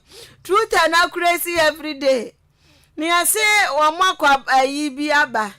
Ko busebusa nsam bi na ni abeto won se Ghana afọ beto aba ejina economy no sikasam sania economy no kromu se emu ayefo mo a mugina so ma to aba se kromu ahyenso na se boto no kwense nko a eno so mbegina so ato aba afọ mo hwa akwan se akwan ye nam so fa so eye kwan tete apansam se konte ba ombehwe de ombeye we go see Ombe jina so ato aba na afa enuma se oba na ba bia adwuma nso a ne nyina omo hwe enti nioma ba miensa bia wo mo amoto aba wo Ghana ha se wo mu jina so de to aba ena kratai ede ehunsam ato ha no mo wura bi da ho a wo chirechire mu na de dan kwa kufu adon so wildlife ya kana say bill na wa pass ye no wa sign no ehu asam eda ha no mu se ya kratai ede aba nya sesesi ede new towing policy bi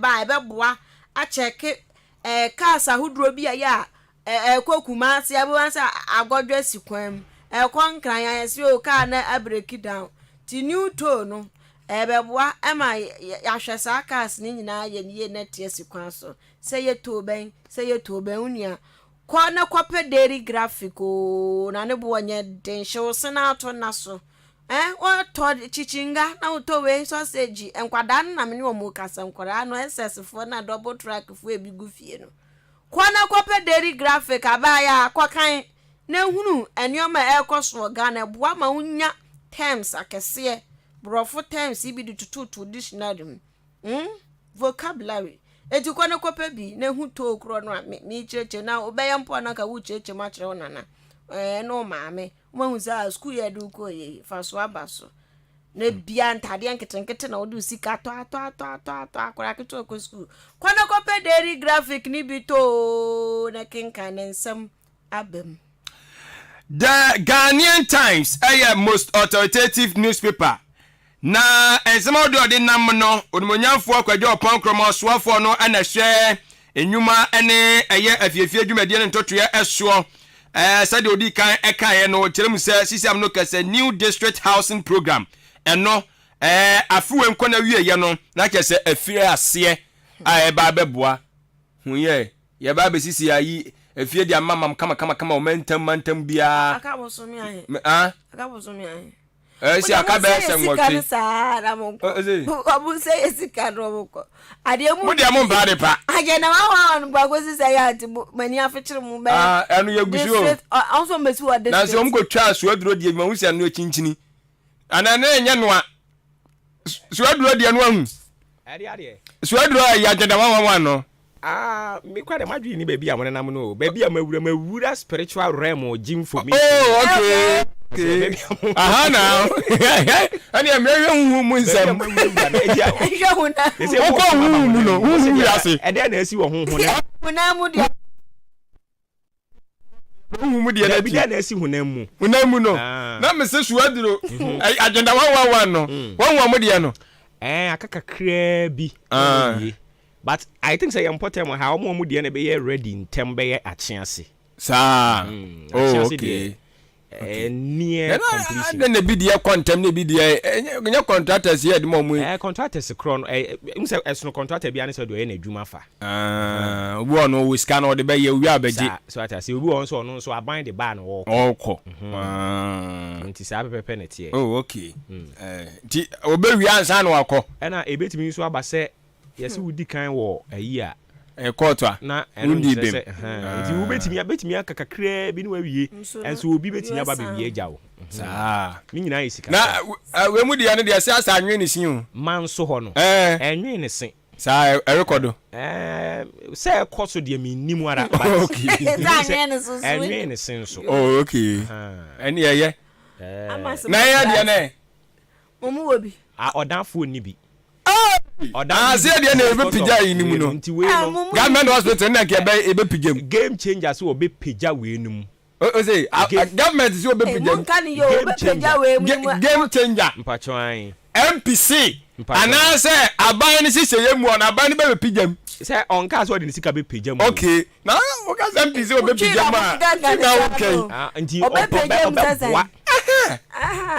wa ma peja yen so mu ma de pa cho boss na dos yen pe mese boni bi kan enhye ya no ma me ntia odan kwantafo okay menya ne tie so odan kwantafo tie san so na bana sefo okay ya se ru ya so omo me nya ne tie so omo good omo de ato information no so omo etie ho no mo a ye da omo se enti asembe kwa na me kana ayifo nchie iba ye the game changer so be boa no ma peja odan government hospital nyame ya adomo a next year omo di 100 years okay enti sa anniversary no ene mpeja ye no ba be hia na a meeting standard no oh okay enti munum nso ntwen ope okay so no do ye MP ena ye ntu no nso dabi na ye ntu no nso nyame ye na adomo a ye beji no nso atuma na be ye minister say dey so omo konkon ho What's on Congo?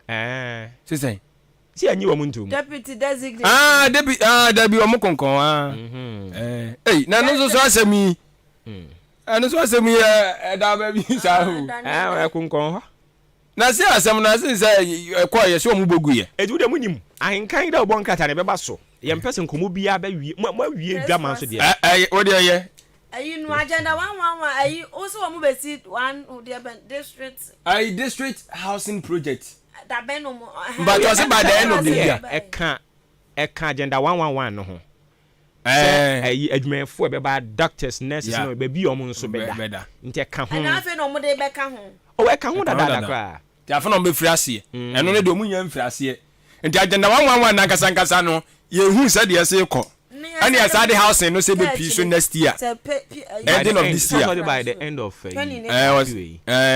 ni ato aba na wie no.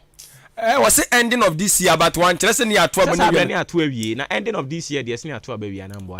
See December ni mu nyina no ye ko na wie ya ni. Ye ka say ending na December nye ending. Ending of this year na just say 31st. Na ya end afi no. 31st of so I say so who that December just can next year tie so who that December mu 1st December na wu a ye nka say wu 2025 ye beka say wu 2024 so I say it say ending of this year they say 31st it's 2025 and some okay 2024 some okay and I'm going to say 31st and walk it's first number last year 31st December 31st night oh okay so who 31st cry who 2024 I you yes I have prepared it ya tie na se yeah omo addresses are issue no hu hia cause o si na oba na onye ba bia me dem mpa igbo nyina ne say sa de omo ye gugugugu yi so man ye no mati man komisi ba akokora ayeka o na se aban ne dane a yaboka egu ye mokangu ozi aban kura beba na ye serious obeto aso because o say that word na the share one say o ye serious a na wa ye serious so e ni e mokangu ye ya so obi nkonkwo ye no na nya yi blocks yi bia ayi me say yan mufu yi omu si che compound bi mi am kuro ma bi si ho ya wie ya boso e proda ho nkura ene nkote no mo gya yare hwewom kokko hwe enti se sanu from anwia asama baye atoye tuena bia kamiansa kora na betimi aye na obawie a kwa ye miensa ni wawie ombe Wamo ombe adwen ya ombe saban yi toa so dia moaresemu si obeye baban we ntoa so a na wo aban we nso de won toa so bra o se o ya waresemu so ada na kasa ada sa na ompanya kufa do onwie ompanya kufa do onwie wawie enti wo kasa aban we toa so MPP aban e de obetimi atoa so enti katwi ni ye na nado aban de wawie ba MPP aban afa me kasa aban we de on toa so wawie a mo tie mo me say me kwada me buza sa aban we no wo gidie MPP aban mu gidie so se obeto aso de o MPP aban bi atumi si obetimi atoa so ayi mo wie de bon kata ya wie awie de radio ebi wo kura yam go biem okay ya de radio asese mo wie huhumu wi ase huhumu wi ase no let's go o ma mbo adwo o mo ya asesa because o mo hwe gya no aya so no a ano odin o mo de ne kwa aye nto editi hatofo amegbem ne o say e honya akono ese si ade ne aye de enti wo susumu wi ase no ye ni abofo ni di nkomo no yesi wo mo pese wo mo sesa wo mambo adwo odi ko na o mo de man biba shankom jegezi so shankom ade bigu ni kom se ya man na pese wo mo de ne ba no wa kobida na but amfa okay tese o ma kantem adi nsie se man na ni din ne mana ne edi kan ne de saa pie makonwa no wo ma ne to enkaso ne da enkaso tena yes it is here the omo ye ne say we assembly member na afrew na a kire o say oh abo assembly man say ofua o man bo adwo so ewo kuro benso koso sisi ya mo se chirem fufro me no wo se say o hwa ne afrew wo hwa say strategy no mo use strategy mienu Okay. Omo tietie mu ahwe se omambo adwo ye de ne kwa ye befa. Testing the waters. So aja say. Ena omo hwe gya nkrofo nso aso okrom. Ene ono ankasa na yi aduane boni otete man yafunu di ya ebodo man sa. Omo de no de toto ho a. Okay. Omo de ono kwa omeboka. It is that the dia. I was so omo epe backup plan. Okay. Backup plan no omo do obi a wakobi da. But ono wanwini. Okay. Samu ya hunu man. Wakobi da wanwini. But omo pese omo do ono no ye backup plan. Okay. It is a strategy omo use no say. Ti say me frɛ wo ayi a adwempa. Honorable bibi abako. O nyame adomo. Okay. Wonim ayi Abwabwa assemblyman. Also of 4 man bo adwoso. Enti mo nso mo kwa amontuma ne bum. Ne nkura. Okay. Sa ne kura ne say. So mo kwa amontuma ne bum. Amontuma ne bum because Abwabwa assemblyman so of 4 man bo adwoso. Ti sia de asem ne akan wi. So atiase. Minim se nkomo na mi di no atiase. Atiase pa. Mi di sunsun mu nkomo se mo na mo fo. Atiase. Ai omofia. Mo na mo atiase. Yo. It is strategy omu use no. But Abwabwa assemblyman use obi akura ne nkasa he. Obi am frɛ no. Na de to adana wa ho akunya no. Adana wa ho de na wa ho. Adana wa ho. Mo nche bibi wo bi den da no. Ebia ni gold bi apia assembly ho. Ebe nkomo kura de ediri sa no. Ebia ni gold bi apia assembly. Nka nkyerɛ yo ni enya adwuma ya ete ha ye yi. Na komo de no baby. Strategy titinze ade ba kope ade so mambo adwo akwa ono kwa amdinu wa menti ase strategy titinze ebi mu chimi bu ani wa mu dua mu se de anya kura o bo ani wu asennua mu we ni efe no abo mi fi tanduku ankasa no it is strategy omu use no assembly members ya etie me no bebre na receive sa call no amuka chi so ofo omambo adwoso. Okay. Ntino we dey quite simple. It we dey quite simple nkomo no ana waka. Okay. Unse amuka chi ni ya na oye so obekọ. But tisi akwa mo no ankasa kra mpokura ka kire nse ofo omambo adwoso. Ono so sa de na duru no so mo nte ho. Da bi mo nte sa nkomo no. Aduru me so no. Mo nte. Ba ku na duru no so ma fa ma na sa duru no so bi o ma wo sa. No afo aso. Omambo adwo epese wo ba. Still. Omambo adwo ba oba no onye elected or appointee. But o se mo boa. No kra me no kra ga appointee no kra menye. Wo bo ho atwe. Wo bo ho atwere. Obo appointee no atwere. Wo tena ho yi. Say ye fa list na o present no nka ho. Na omambo adwo nka ho. E na omambo adwo se hwe. Mo boa kra. Enti omambo adwo ni panimpa bi ekodi nkomo ka kire ne se sa na list na we release no wan hwe ni ye ja betom ana panimpa ni media gro panimpa no pani no omu ahuro bibre ye panimpa ene o pani ye okay ene o pani bi ntwe ni pani pagini wamudoso panimpa muni panyine no ho da bi eti omambo adwo ko pani ne ho ko che ne se list na we release no so amfa ne din anka ho ja betom opani no nso so aso wo ye yi kaka wo ye nyahwe fu ni bi no e no so okay wo di nyahwe ye de wo beka ba ko ne ho e ne ye di na hyem bi so aja se ye di ni hyem bi no so okay e ne mi ko duru ho no mo a sa akonya kese no mesape ai wo ye die nipa ba kure he ni se we dia omo fa assembly ni nyama no ani ai eye nwanwa omo nyama no muntie MC yakonya no kwa no no so no eda ho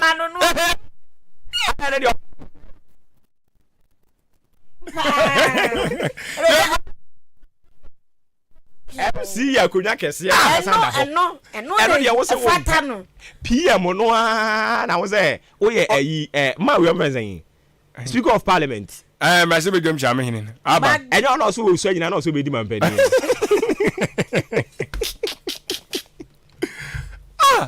Asa be grade. MC die ze da ho. Mo fa no manan. E no da ho. Akunya kakra no. No yeah. MC say ya de list bi ko so na na hwemu din hwani. E fa to be. Fadi wetu be na we dia. List no bi ka ko e de. E na me de no me focus na. Ya sabri ho. Yes kaka amabo ajo kakasiem na fata no. Isu ati ase. Onko kasiem no nyank to e. Ono kura mi say ja kai ayi kura ni. Say MP kura beti ma apre no. Na. Edi ko ma bo adwo. I think our target here kese. Dia ba sam kura. Dream big. Ade a wadi su de ka wa tramu de tujawa. Eya. Bi mo se bia ya pa.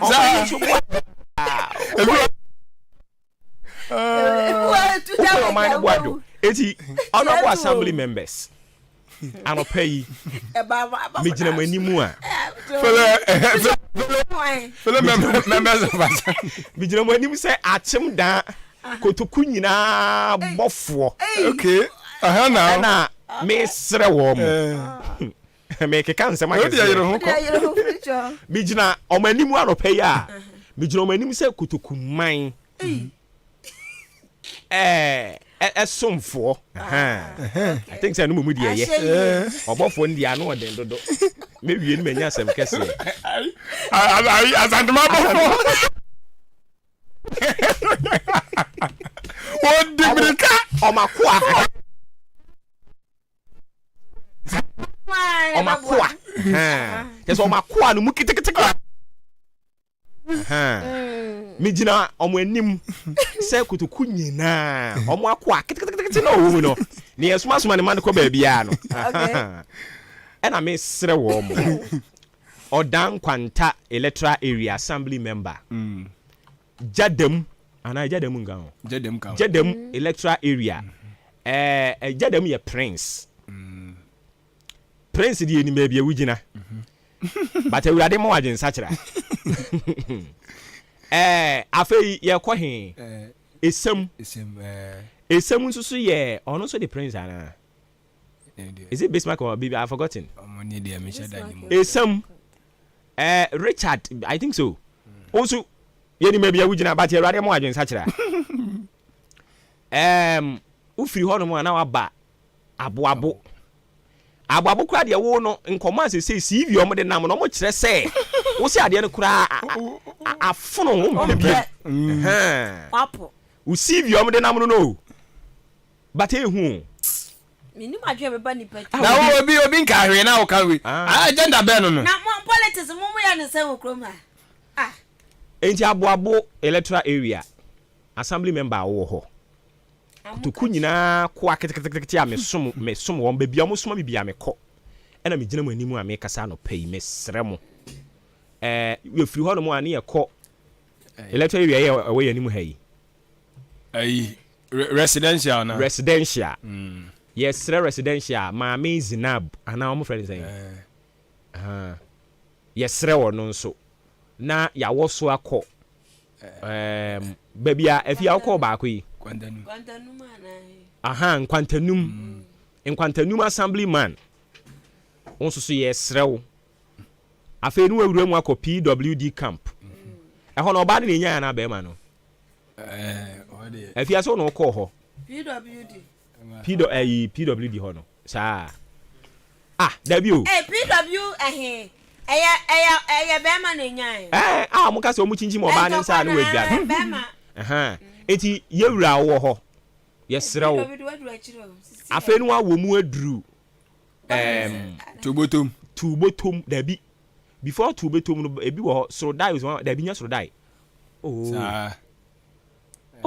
that's a fear mo na mo kokoko ho na camp o de fa before wo be ko tubotom no electoral area bi wo ho ho no ni oteso ne ye pharmacist yi na pa ya wa bi drug store ono nya nkwantanum dabi pharmacist for no wo ho no me okay Sɛ nti na meka sɛ ɔmo yɛ nyonyamfo obi abɔ ne bra no so I say enti mira fi man di mira fi sa electoral area no so din ɔma obi a mɛyɛ na yi na afei ne yɛkɔ tubotom nso wo firi wansa na akɔ tubotom ɛho so yɛsrɛ tubotom yɛ ɛyɛ nwie yɛ a ɔba ha yɛ a yɛboa ne campaign nti ɔno so yɛsrɛ no abenkwaamo anya tubotom abenkwaamo anya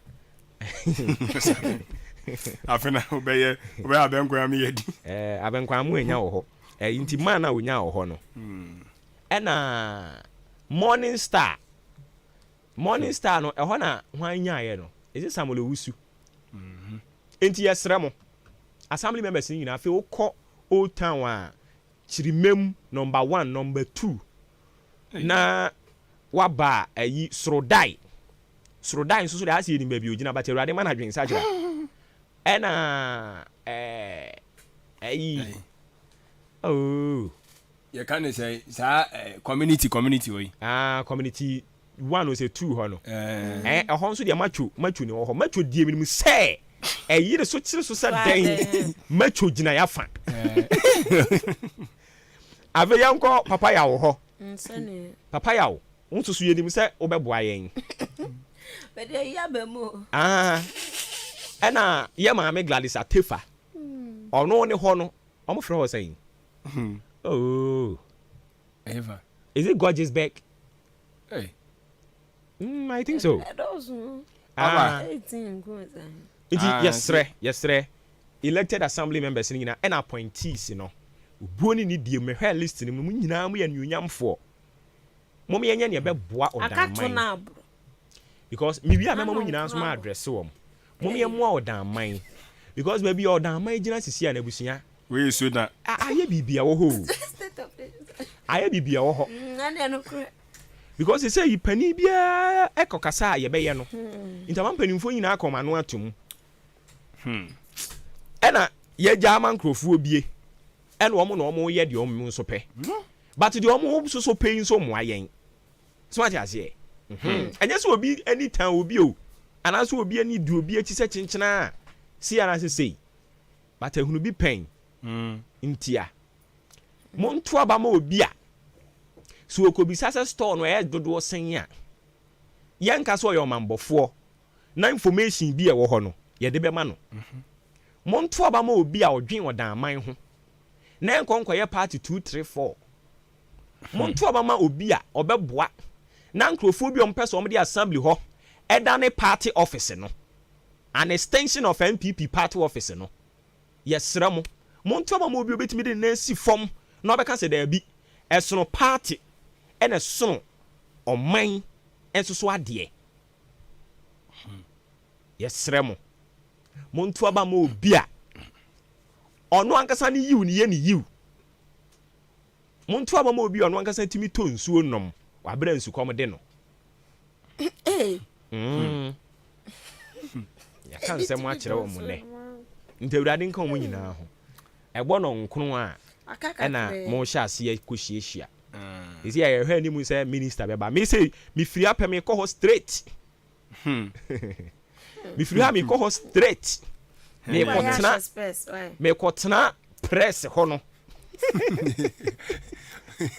ma hade ɛkɔ nyinaa na nyame yɛ adom na fiada yɛ ba yɛbɛka ho asɛm enti maka kakra as a correspondent for no and I know Munko. About it's a baby, which is a show. Oh, okay. But we said to be our set about 4 penny news. Yeah, on CNT in a charge. Into no about 4 penny news, meet it. A charge. Okay. Marco Nancy. Man, Cochrane, you may see be anime away. But I was able about 4. Miss me cocotin when I heard the echoes. Mammy Yama, I was your free. Na woman so near at some down this year. A mumani mumema. And you yam 4. Ya to abama won so omonkonko gina mu mfa ma yen omonko represent yen interest wo mutie mo abusuafo okay abusuafo said ya ye no mo wonim dada ewiase ya ye we die ba bia da no amfa nto ampanfo se be frato efinsu nya tope asai enti assembly members fo mo munim de si we nya obi nchire obi akora nyame saa na so said be ya ori amfi hu ntini ye kaakai o madaroma abeya mo kwa akotu idie mo amunim de osefata mo nkoye ne said ye sene fata kama ma obi nhyaw ko na munya ye ni nyina no yenim se o maka se onya hwe o yate but unya koduru hono mo a no sabi kafrache ani de obuo kwa so ma wadwena ye adwuma we no kakra no tofin na mo de ma mo na no udi abesan ne anse ya uni afa nkwa wi tofin de bisa de beba o mo de ma mo nyen tafre ene de di asem na okay tafre but na wa kire se wo nim so unim dia ne de ma unim se de ekura dia ye ka kosie nyina ne se it is about that time I was see a ma ye mpanimfo bi a omo ye omo agene se ne ye penie ya ene ye sebe se nipa kura bi film na ne ye pe no ye nsa kan it is about time I was see prove am say there bi yenye ne o man ne pe enye ne nipa mienu miensa bi ye den epe ati kasa ye kasa nyina no enye se ye tan obi ye ntan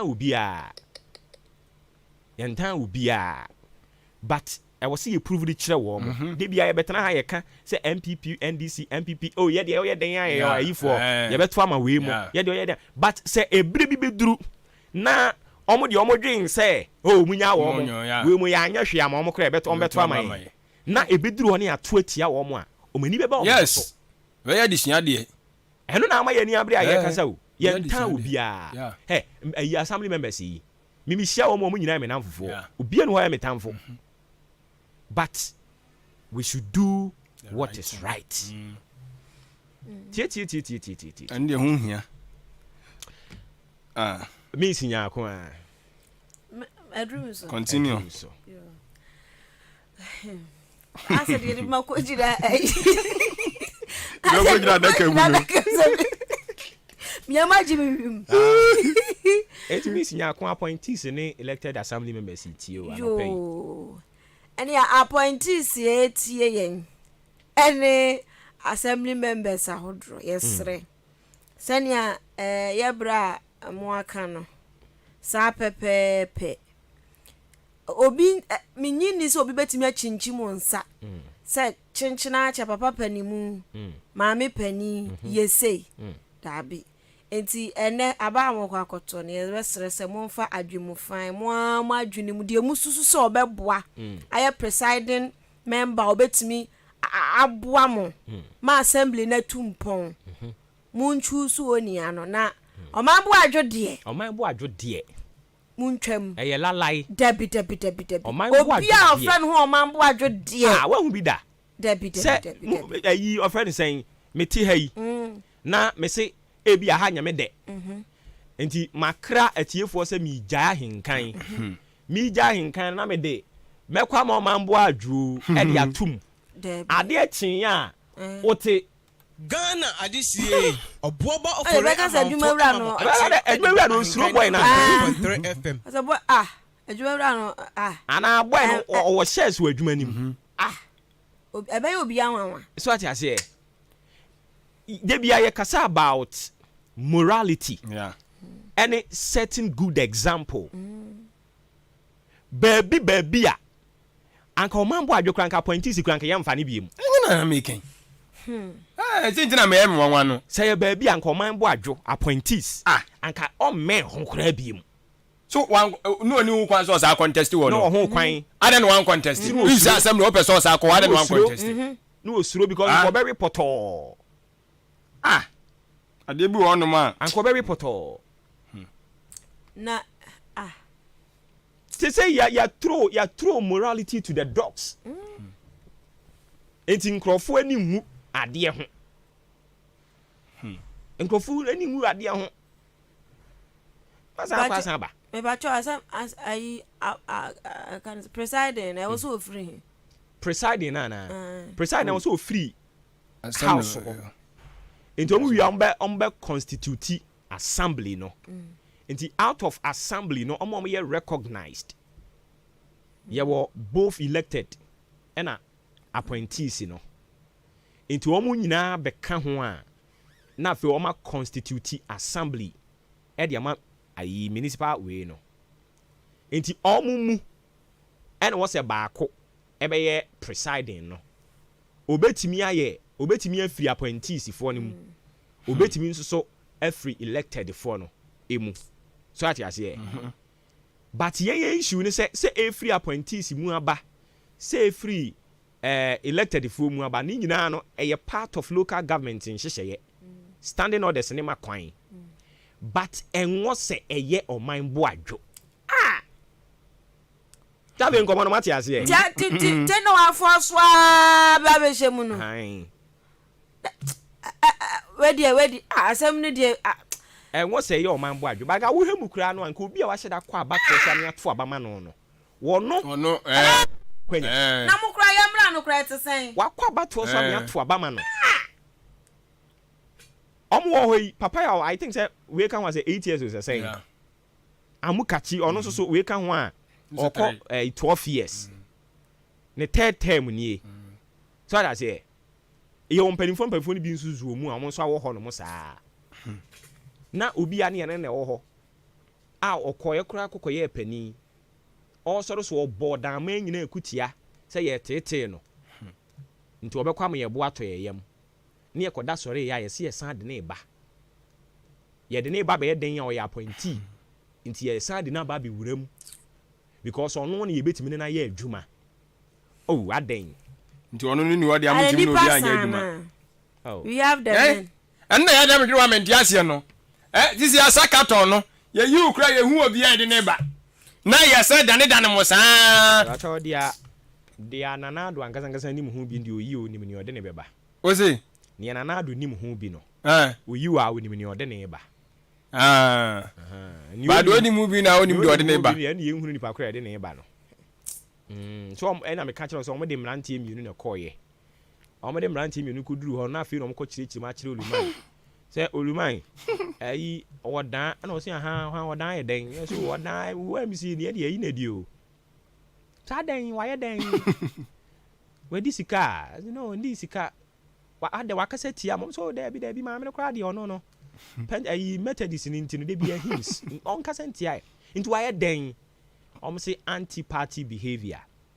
Anti-party behavior ni ade ade yeso wonkwa badin to wonkwa yie party no krampo hia sika wo mayen ensem bebre anti-party nse me hu bi wo Facebook tabet bi no kra nti anti-party behavior no obi asinti ne boni ani ana omo so wan ne boni ani nti si amame no wo hia so ye de yi na di kura dadada kura so o mayi na di nti hwan na mo de ne ba esa mrantie yi ene e present di amount na na hwemu din no se mrantie miuni o se ai o se mu bie ni ho no mo a mani so no monkope oba emra ese sasem we mete simi yi oba wa yi oba mo fo oba mra chama adu show boy monkope oba enti oba na monkope na adane abo a kire no obo ho no mi se me are disappointed ho no na wo matumi no tie mama nka asem nkyerɛ wo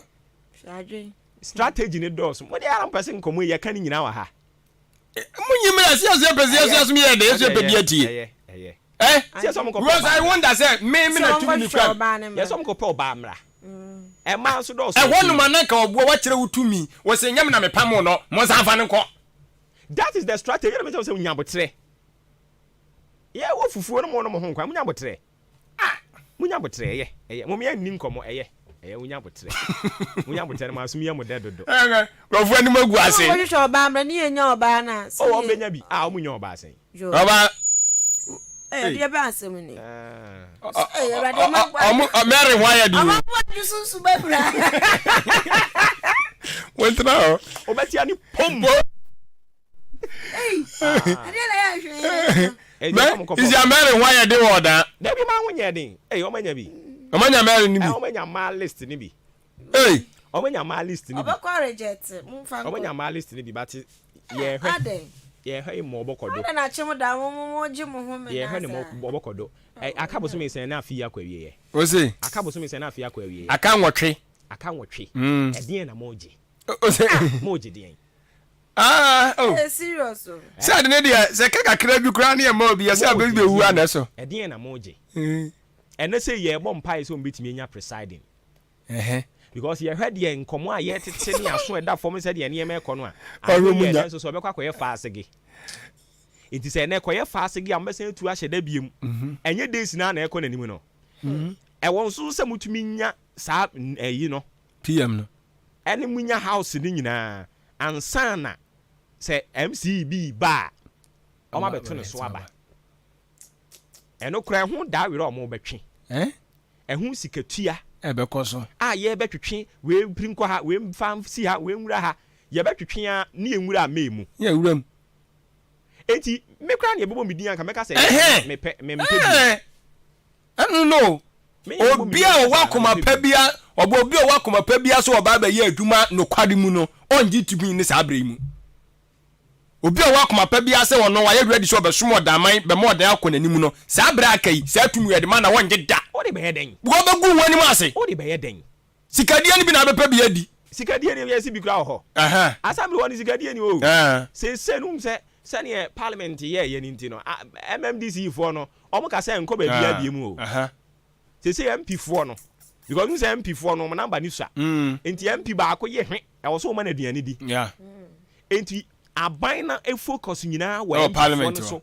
more than MMDC sɛ MMDC is there yɛ mu ɔmo bie mu o deɛ me kan is the bitter truth ba me keka kyerɛ wɔ mo anɔpa yi MMDC is yɛ mu ɔmo bie mu ɔmo ka sɛ nkɔ baabi a first no na na ɛyɛ yi but the way a parliament ayɛ no ɔmo adwene nyinaa wɔ MP foɔ no so sɛ MP foɔ no yɛ powerful but sɛ woba yɛn nhyehyɛ yɛ ni mu a wokɔ local government mu a woba mainstream mu a anka ban na amusifoɔ ni mu yɛ powerful yes MPs no but because of the parliament ayɛ no a aban no nso susuro nti otie MP foɔ no ɛno na ama sisi ya MMDC foɔ no bibiri no a well this ya when pinya waka se enyu adi pe be ententem be you adi ye be you adi because obeka tell say we anyina di amen so metwe aso yeah onso so wo the bills akese be koto ho ye ko boje bosi ye ko je bosi omo so na ebeji atu oka tell say me ma obe ne den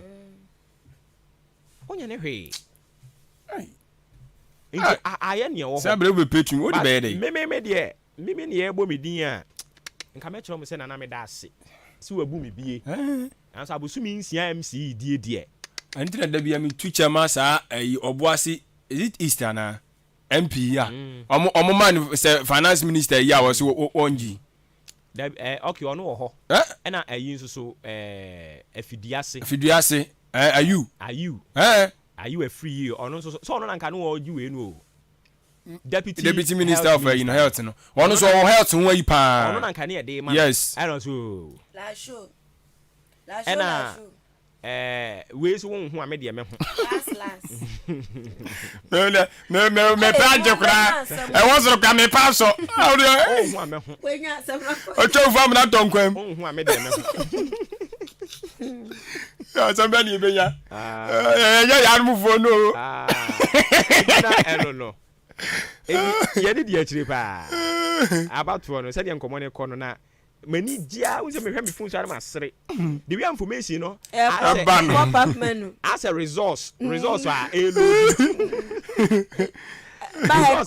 ba no information yo me phone we omunya omu be wia e wo se me sesa strategy say wo ma be da ma se the FNC na ye monitor signals no from assembly hall catch 3 minutes pan ye mpo to form a ye de ho amane bo de bebre tie for omo tell say china holiday ma ye mo ye nua no muslim fo abaso yeah ya bre o enefu aduasa ba ko chire ne mpai ade ya bre but otri na aka no ya bre yen won ma bra na yen na sa me ka ho bi o ye de kabiru o gra modin ye de kabiru oh okay kabiru me kan zu ye wodi buta ro hoda o ze wodi buta ro hoda oh adan sa me ya sorry nyina kra ogusu ye o say why you be da na ogusu ye me nti o wa me ma ye bi da me yeah me nso ma ye bi da tasbar no ye be kan ni nyina de ama osisi oh okay tasbar okay endi ya de nyame adom akonkyere ne beba awieye ɛnura kora ne bi mu wie ye but enne na dodo no abewie proper na yɛdidi yɛda alase so wahwɛ yɛn so na yakɔnkyere mu no wadom aboa yɛn akɔnkyere bere mu na temptations ne dɔɔso nya asɛm ketewa na so nyankopɔn yɛ yadom ma mitimi fam ɔkɔmhyɛni Muhammad peace be unto him adawroma yɛtumi ayɛ akɔnkyere ɛde akɔ wie ya mpɛ na meyɛ kramoni a maanya akɔnkyere na yɛda alase pa yɛnim sɛ yɛ mpa ɛbɔ a yɛbɔ yɛ nyinaa ala betie na watu ho anamɔ ɛde ama yɛn amen ma meda wase so mo just ɔkyena yɛ holiday anamboa ne senti ɔkyena yɛ afuofi na a ɔkyena yɛ Eid Fitr nti happy Eid Fitr en confirma yɛn no mu nyinaa especially yɛn nuanom Muslims ɔmo ayɛ adeɛ Awurade nka ɔmo ho amen ma me na mo nso maseɛ na yɛn fansi yɛn nyinaa na ne yɛn ho mmra nine nabo o sɛ o nonkro nabo yɛtwɛn regional minister ɔne nya meduru yɛtwɛn regional minister ɛna me ne ayi yɛtwɛn MC me ne me nua baako ɔno nso wɔ Eastern Regional Coordinating Council hɔ no mo ɛbɔ nkɔmɔ no regional minister ɛna mo kwan so nyamba meduru yɛ nti obeduru a ɛna abato no ɛhyɛ nti sɛ yɛtwɛn ɔdan MC acting latest me say ɔtwe bɛbrɛ ɔfo nso bɛbrɛ yɛn kɔmra Sira Bemani, which are for me to Manaido, Pipiasia Pedu, Chai, or Yemreda, Semen Saluto, Salute, Simpio the Puffo Front Ebedrama, Gassam Super Plus, a latest, or Swabro War, and Socios Ravia, what you Payara Mokusis Tower, a wound to Mintake, and the Gassam Super Plus, cement from Pipiasia Pedu, and your waterproof, no waterproof, not this super cool cement bar town in Ponet, Masan, contractors and it, Then 42.5 hours super strong cement and also dada. Iron rods are papa, nails are papa size beer.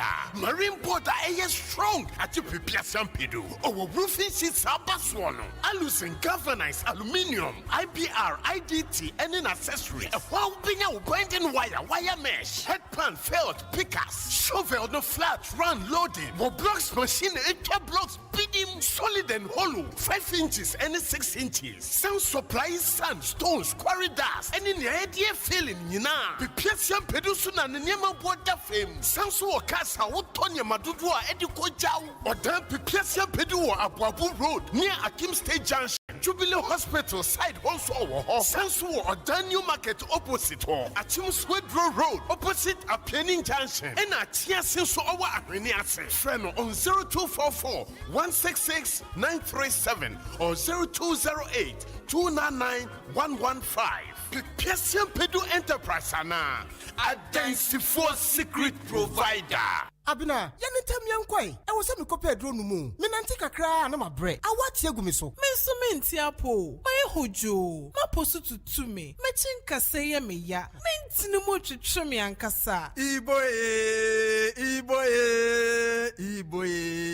Ah, na our father Monswane. One chancran ebe you. Yantiapo. Na anyuye. Mendia J. Na heba for ya waya na heba mixing na fever mixing. Woman dear dufuphobia be Joshua ye frano na ibomix. For general well-being, every now some ya real. Ambassador, between your Jumadin, na Ibomix no, a yema will be on to me, and Nasan Honam Yen, a Tumian to you, one more can cane. What yes, you know, crowd. Now you know, my 2 year yen to me, Dean Sway, and no Namobe here, na herba powder, a best yes, Munipediano, and what did be back, no Driani by a mode, I'm a multi-beardy. Na herbal powder. Not even a boy, and then our pharmacists, herban over the counter shops. Dudua, na herbal ventures. For 0244 774 206. FDRG Jadin Crack to Yatum. One day.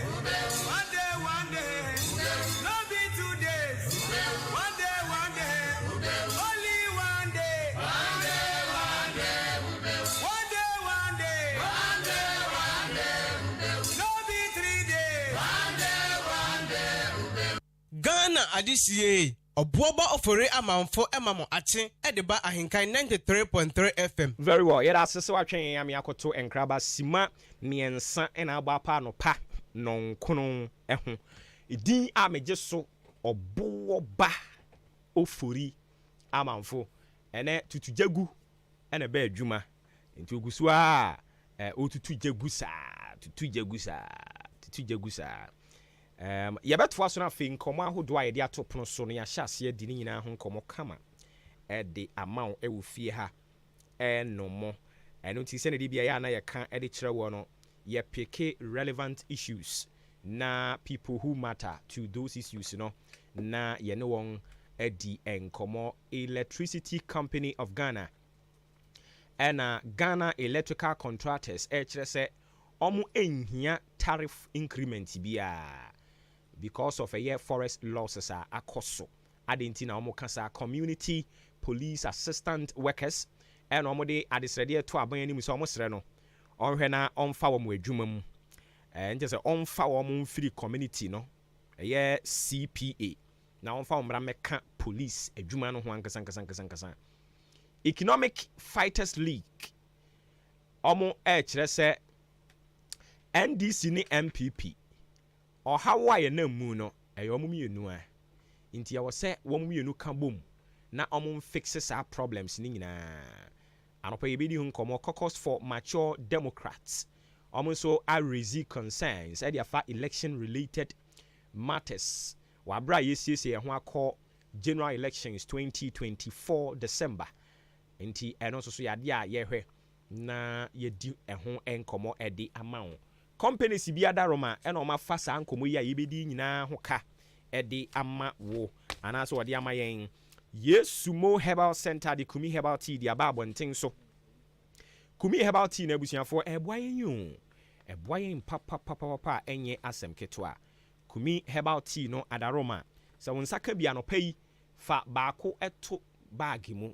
insuhiem ohun tea bag nti we baako beto insuhiem na aye de sima du kopim edunum ntem no wadaroma ubeyi na wanom umfa sikire nka ho umfa milk nka ho umfa hwe mfa mfra no wanom ne sa obenya hoden kama de adu juma eye dru papa aniti Food and Grass Authority de wo stamp aboso a always or Green Pharmacy Masari Pharmacy Chumesi Drugstore Amwafo Pharmacy or Chiniba ena Kennedy okohono mo a wonsa ebeka ni nyina ebi ewo ho saa nso na Bosome Pharmacy wo so edura wo fire wo ewa achia se kwaku am anso saa me koba me de Dr. Paul Kumimi nta number e de betu edwa Owura Evans Afram is it Afra or Afram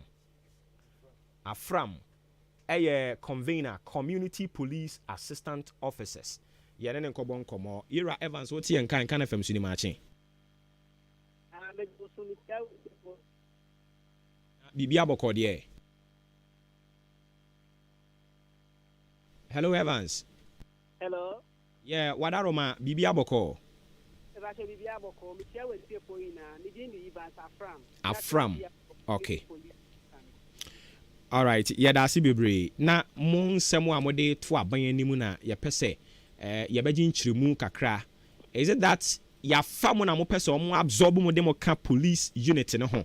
Ana mu ofie na mo pese wo fa mo nkomo no nchirimu ankasa te sen wa fine ye wo adwuma num at CPA a ye bua Ghana Police Service a ye community police for ye da nwa adwuma ma ye time boss for ya me bua December ana ye me boss ye go fie ba sisi ana ye ko fie da ho ni police for ye adwuma nti ye pesa nka ban ne emboa ye no fa ye nwura mainstream mu as Ghana Police Service asana crank ye time na so okay ansana mo time aso nti omo farm foforo no I would want to believe say youth employment agency for through omo na mo di nya adwuma no meboa okay nti na mo exit plan na it saying yeah exit plan ni na say enka wo ye o survey o mine na ka 2 years time no almost nya abo na nka wan ya mainstream no ma yeah me no ka say my community police for about 6 years ni I me da ho wo me but wo ha wo hu say obi anya opportunity no for mainstream wo hu say civilian be only idea about policing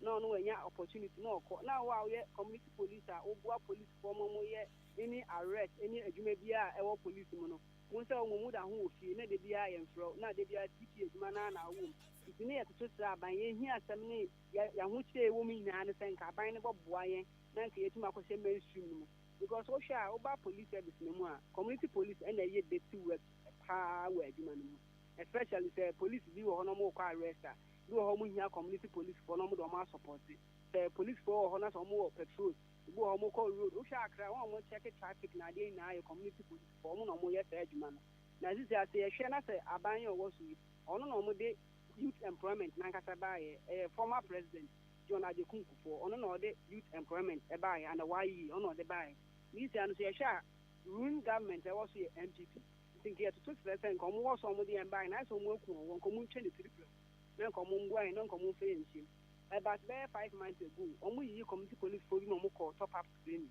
ɛwɔ Ghana ha sɛ nka ɔmo bɔ na ɔmo akɔ medicals na nka ɔmo recruit wɔn aka mainstream no but saa na ɔmo nyinaa yɛatena ase ahwɛ ne nyinaa obi kora akɔ na obi nyi obi kɔgye ebosia obi kɔtɔn no moto obi kora ne dɛm no ɔmo na ɔkɔtɔn yɛ but still yɛkɔ baayɛ yɛnte ho mpupuye biara yɛnte any message any issue biara about top up no nti ɛyɛ awo na yɛde kasa nti nka yɛsɛ aban no yɛtoto srɛ no ɛni deɛ ma interior minister of defence nka wɔn hwɛ na wɔn mboa yɛn na nka wɔn da wɔn nkae community police wɔ sɛ yɛwɔ kɔfɔ wɔn yɛ community police sɛ police adwuma no mpo na ayɛ fo kora fire service wɔ hɔ ambulance service wɔ hɔ customs prison because of adwuma no yɛakɔ sua ne training na yɛakɔ no nti yɛwɔ skills ne tactics ne knowledge ɛwɔ police adwuma no mu ɛwɔ security adwuma no mu sisi a me nimdeɛ a manya a megyina ha no sɛ wɔde me kɔ classroom sɛ menkɔ kyerɛ adeɛ a mentumi nkyerɛ adeɛ no because me role wei a mewɔ mu tirim nyinaa ne sɛ mɛboa ɔman Ghana na yɛtumi atu korɔno ne nɔɔma bɔne a ɛkɔ so no na yɛtumi aboa policefoɔ no yɛtu ɔmo so sa sisi a no sɛ yɛhwɛ the negative impact a ɛwɔ mu a obi wɔ hɔ a ɔyɛ community police baba bɛyɛ threat to the community ade ntina mɛka saa community police ni no ɔno area no wɔ mu no ɔno na information bi aba a ɔde ma police foɔ no nti sɛ ɔde ma police na sɛ ɔmo kɔkye na community police ni so kɔ arrest ni bi na sɛ editani nipa kɔɔ no ɔmo de no kɔ cells anaasɛ ɔmo de no kɔ prisoner na nipa no san ba fie back ebi a 4 years time na ɔmo san ba na wo community police wa bɛtena fie wonyɛ adwuma bi a you become threat to that person na community police so obi kura akɔ adwuma ɔte moto so wɔnyɛ accident wɔwu wɔ community police ni mu yɛhwɛ sɛ obi yɛ breadwinner ɛma ne family a ɔwɔ obi wɔ ha adwuma ɔkɔba ɔwɔ yɛ ɔwɔ mma wei na ɔde support on ti sɛ ebi a 2 years time na ɔkasa nipa no nkɔtena fi na wɔntumi amboa no wɔn baabi anhyɛ a na yɛsɛ nipa no so ayɛ sɛn waha no nti nka yɛtoto fra aban ɛne minister of defence ne interior minister sɛ nka ɔmo nkae community police foɔ na nka ɔmo mfa ɔmo nhyɛ baabi ɛyɛ sɛn sɛ ɔmo bakɔtena fie kwa sisi a ne yɛhwɛ ɔman no mu a community police foɔ bebree wɔ hɔ a ɔmo de police foɔ no ɛkɔba wɔn ɔmo na ɔmo nam wɔn ɔmo na ɔmo yɛ bibi nti bebree wɔ hɔ kɔ ɔmo ne bisuo hyehyɛ ne adeɛ na yɛhwɛ a wiase ne yɛwɔ nipa nyinaa adwene yɛ pɛ woman beings are psychodynamically oriented the idea of human being is not the same ebi a mmea megyina hwɛ mɛyɛ asɔfo dwuma obi so wɔ hɔ a wahu tuo so na ɔfa yɛ asɔfo dwuma ɔde kɔyɛ dwuma foforɔ ne wɔn sɛ ISIS ɔmo akreti ISIS bo sɛ ne mɛkɛ terrorist attack na ɔmo attack police wɔn adi obi a onim how to use handcuff ne adeɛ obotumi ayɛ kidnapping na nti nki yɛtoto saa ban sɛ with the idea the maximum idea community police foɔ nyɛ nyinaa yɛsɛ yɛtumi yɛ dɛ yɛsɛ no ɔmo tumi fɔ wɔn hyɛ security service ne mu security works ne mu ADB bank wɔ hɔ yɛfɛ ne sɛ rural bank bebree wɔ hɔ ɔmotumi ayɛ employee community police ɔmotumi ɛyɛ sen sɛ ɔmo akɔtena fie kɔ a mfasoɔ bi ayɛ dɛ ɛmbɔ ɔmo so no wohwɛ civilian ɔmo wɔ hɔ ɔmo hyɛ community ɔmo hyɛ Ghana police na they have not tried kɔkɔ idea about security service but based on nneɛma nketenkete neopathism ɛne nneɛma nketenkete bi ti mo sɛ ɔmo afa ɔmo na yɛ mo a yɛyɛ adwuma a yɛbere mo gya ni when you talk about the mode of payment a yɛhwɛ mode of payment the payment ɛnyɛ yɛnka ho asɛm wɔ Ghana ha community police yɛn nkɔgyina baabi nka sɛ ɔmo atua no ka ɔmo ntua no ka because you have the patriotism you have the enthusiasm to do the work for the motherland Ghana nti yɛtoto sɛ aban no sɛ ɔmo nkae community police ɔmo mboa yɛn na ɔmo mfa yɛn hyɛ baabi. Okay, yɛn nso yɛda ase paa ba ɔmo fa mo adwuma mu no ɛyɛ youth employment agency for sɛdeɛ mo kan mo no mo adi ho nkɔmmɔ deɛ ntia mebisa exit plan no na ɛka ho sɛ mo bewie a yɛbɛfa mo de mo awura mu ana mo bewie a mo yɛ serious no yɛbɛhwɛ sɛ yɛbɛbiebie akwanya foforɔ de ama mo ana mo bewie ya na mo hunu sɛ yɛanhyɛ ase a nyɛ hu deda a yɛdaakye ahwɛ ya ne yɛdi yɛdɔkono kwa nea woka ne deɛ ɛwɔ mu saa yɛakasa ho akyɛ yɛakasa ho paa but ayɛ sɛ mpanimfoɔ no na mɛka no ɔman Ghana mpanimfoɔ no obi wɔ hɔ a ɔbɛtena so so mo bɛka sɛ ɔmo bɔboa mo ɔwɔ hɔ a na ɔmo ase agye ɔmo kasa ɔmo bɔn na ɔmo ase agye bi te sɛ na mɛka sɛ yɛkɔ top up training na yɛkɔ me say my community police for 6 years first training me ko no akra tesano masa ko second training wo tesano me third time training me ko no ko for the police training school or Galloway the me say na ma ko training for 3 categories time oko adwuma ko bi central regional Evans eno no de yate sa ehɔ no nyinaa se omu guso omo a training mo on the job ne ne ka ho but omo fa mo ka jam say mu be wi e den ne be ya ma mo as a plan e omu ni say omu be wi an ko mo boy na ke etime ya mainstream ni mu akɔ na ye use your waste of energy ne idea ne skills ne ko ya ne ya nje ne kwa ena mo hwɛ sɛ de ne me kɔ na hwe ya no ma mo abo ho okay ha nti e pa ban ne so ya ye ko to jogu pom ensa de ensa ye ne fra ban no on boa ye na enye be bi ko hye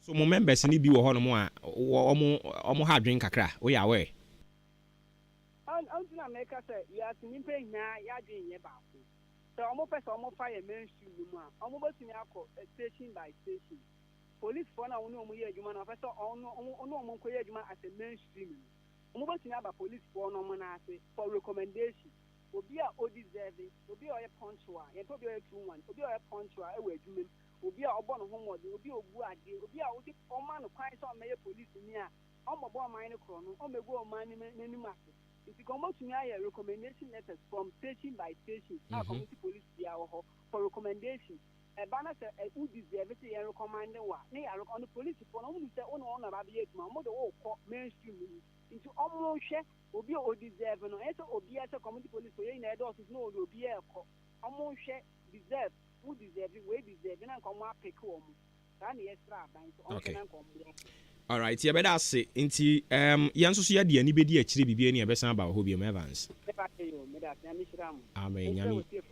Amen. Nyami shira won so Evans Afram a convener community police assistant officer sani ne ko twen en komo kumi herbal tea so na ne egusu aye ka ho asem ansa na en komo no ebem kumi herbal tea ne be boost your immune system na mo anya hoden ma pa na de udwuma wudie bia me pa chaw kumi herbal tea no ya spread it mabobom ya ahodo a wokwa won sabe ka bi ya be Fred Dr. Paul kumi minta 0248716402 0248716402 0503 785656 0503 785656 yen fresh number no so na onye yen so afei Frimpon Enterprise adwumawura ono so adi papa acha oguso a wodi papa no ho dwuma na enam adwuma pa wo yenti wato ne nkrabata ne dia apete bebia se de beben unipa bia no so atumi anya so mfa so Frimpon Enterprise se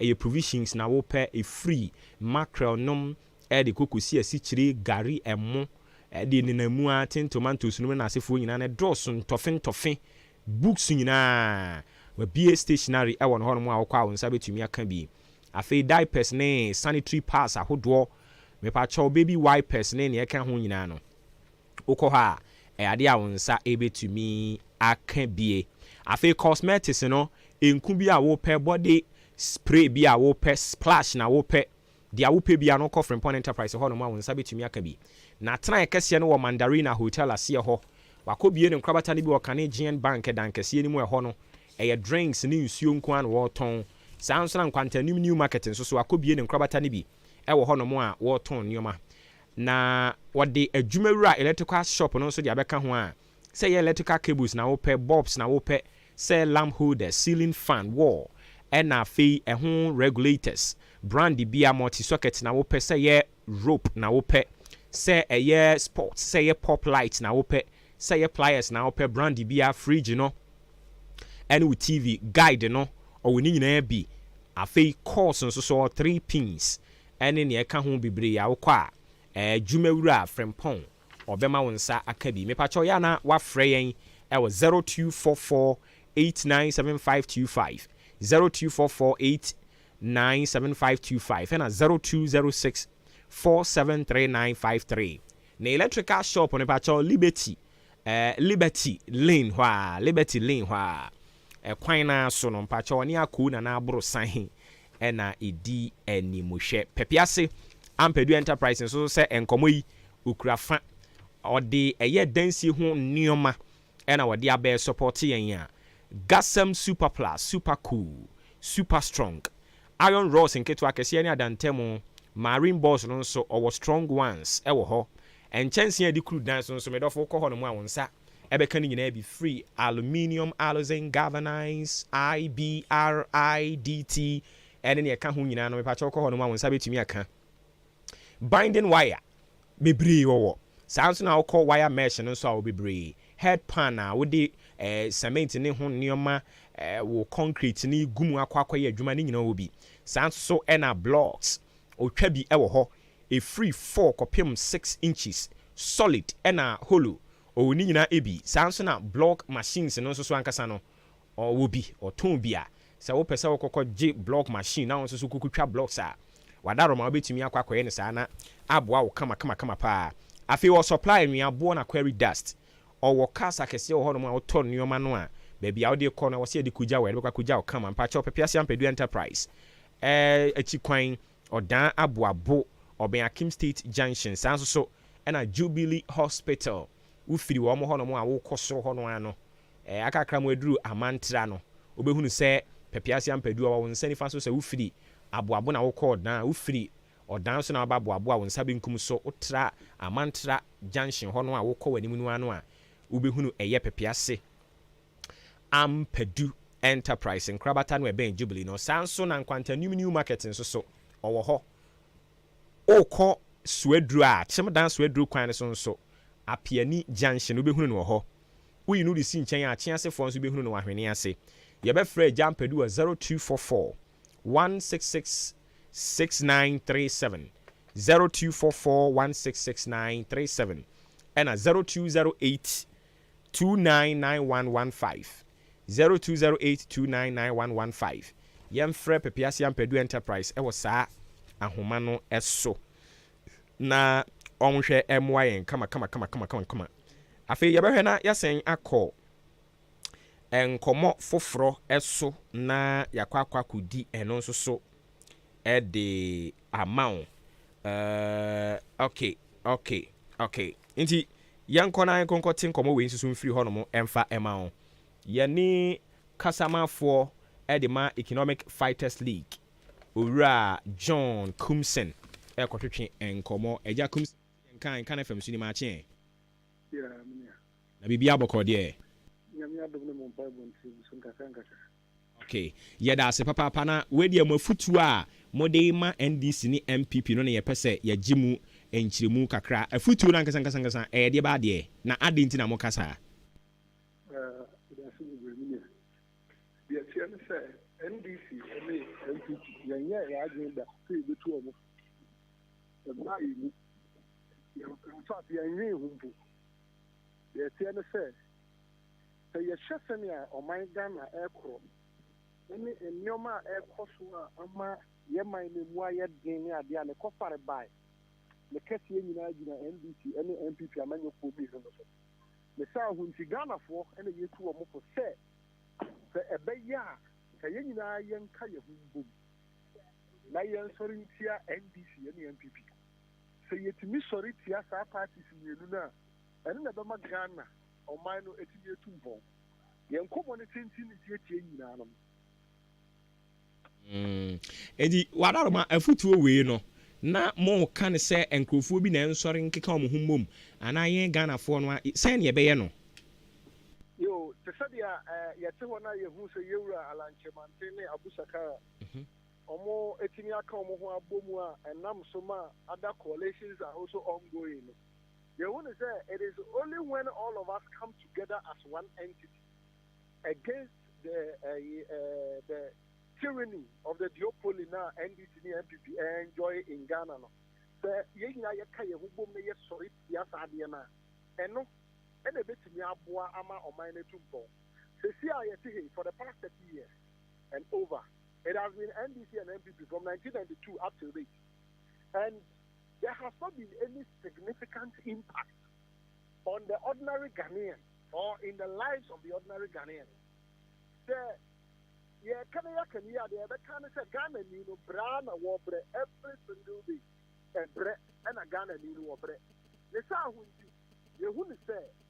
Sɛ yɛn Ghanafoɔ ne nyina yɛka yɛn ho abom na yɛyɛ yɛadwen yie ɛna yɛsɔre yɛtia saa ndc amanyokuo no ɛne mpp amanyokuo no ɛna yɛpɛ obi foforɔ anaasɛ kuo foforɔ mɔma bɛdi ɔman no so a nkɛno ɛbɛtumi aboa ma ɛde new ideas new developmental plans new agendas ɛde aba ɛma temamufoɔ no nso ɛtumi anya ɔmo ɛdidi ma na yɛyie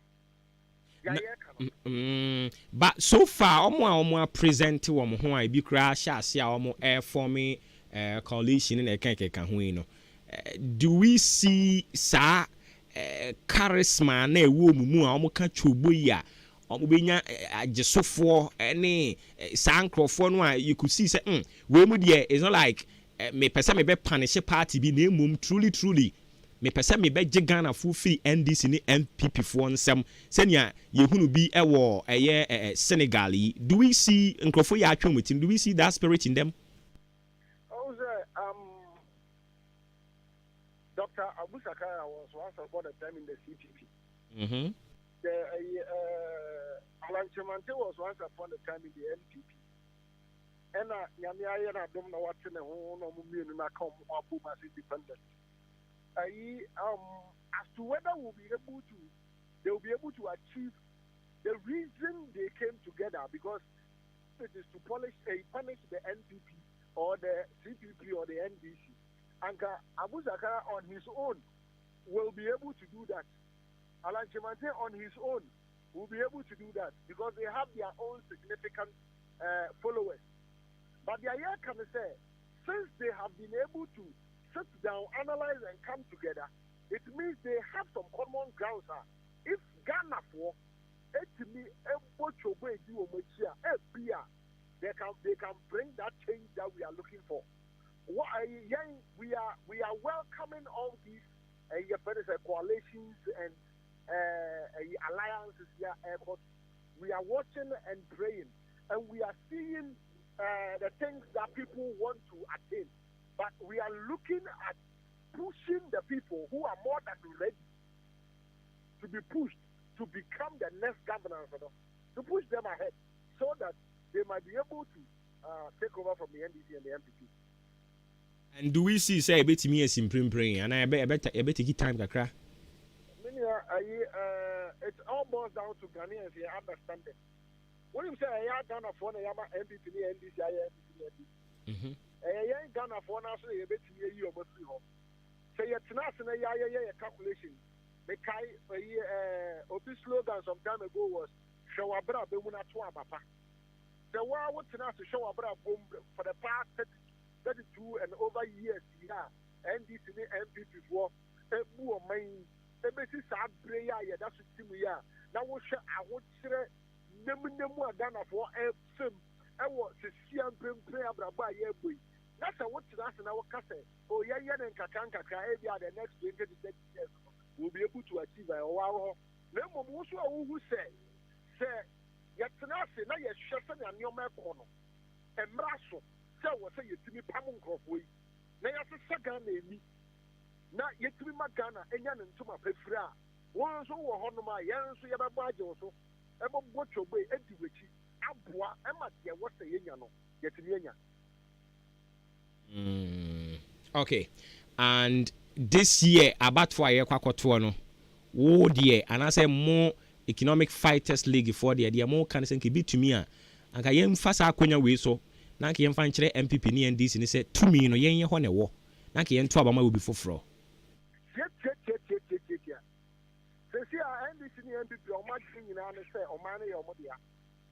Because every 4 years, NDC, MPP. And you know, they have taken the country or the people in the country for granted. And sometimes, even when we complain, to make catch and say, you should not mind why you're to mind. Nsa no kwa de ya ti bebre obi kura ti mi ka kire say ye hwe na dum so na etete yan anka se yan timetable timetable ebi kura ti mi ka kire say ntina ya abrofa ya generators ene e ho keke ka ho.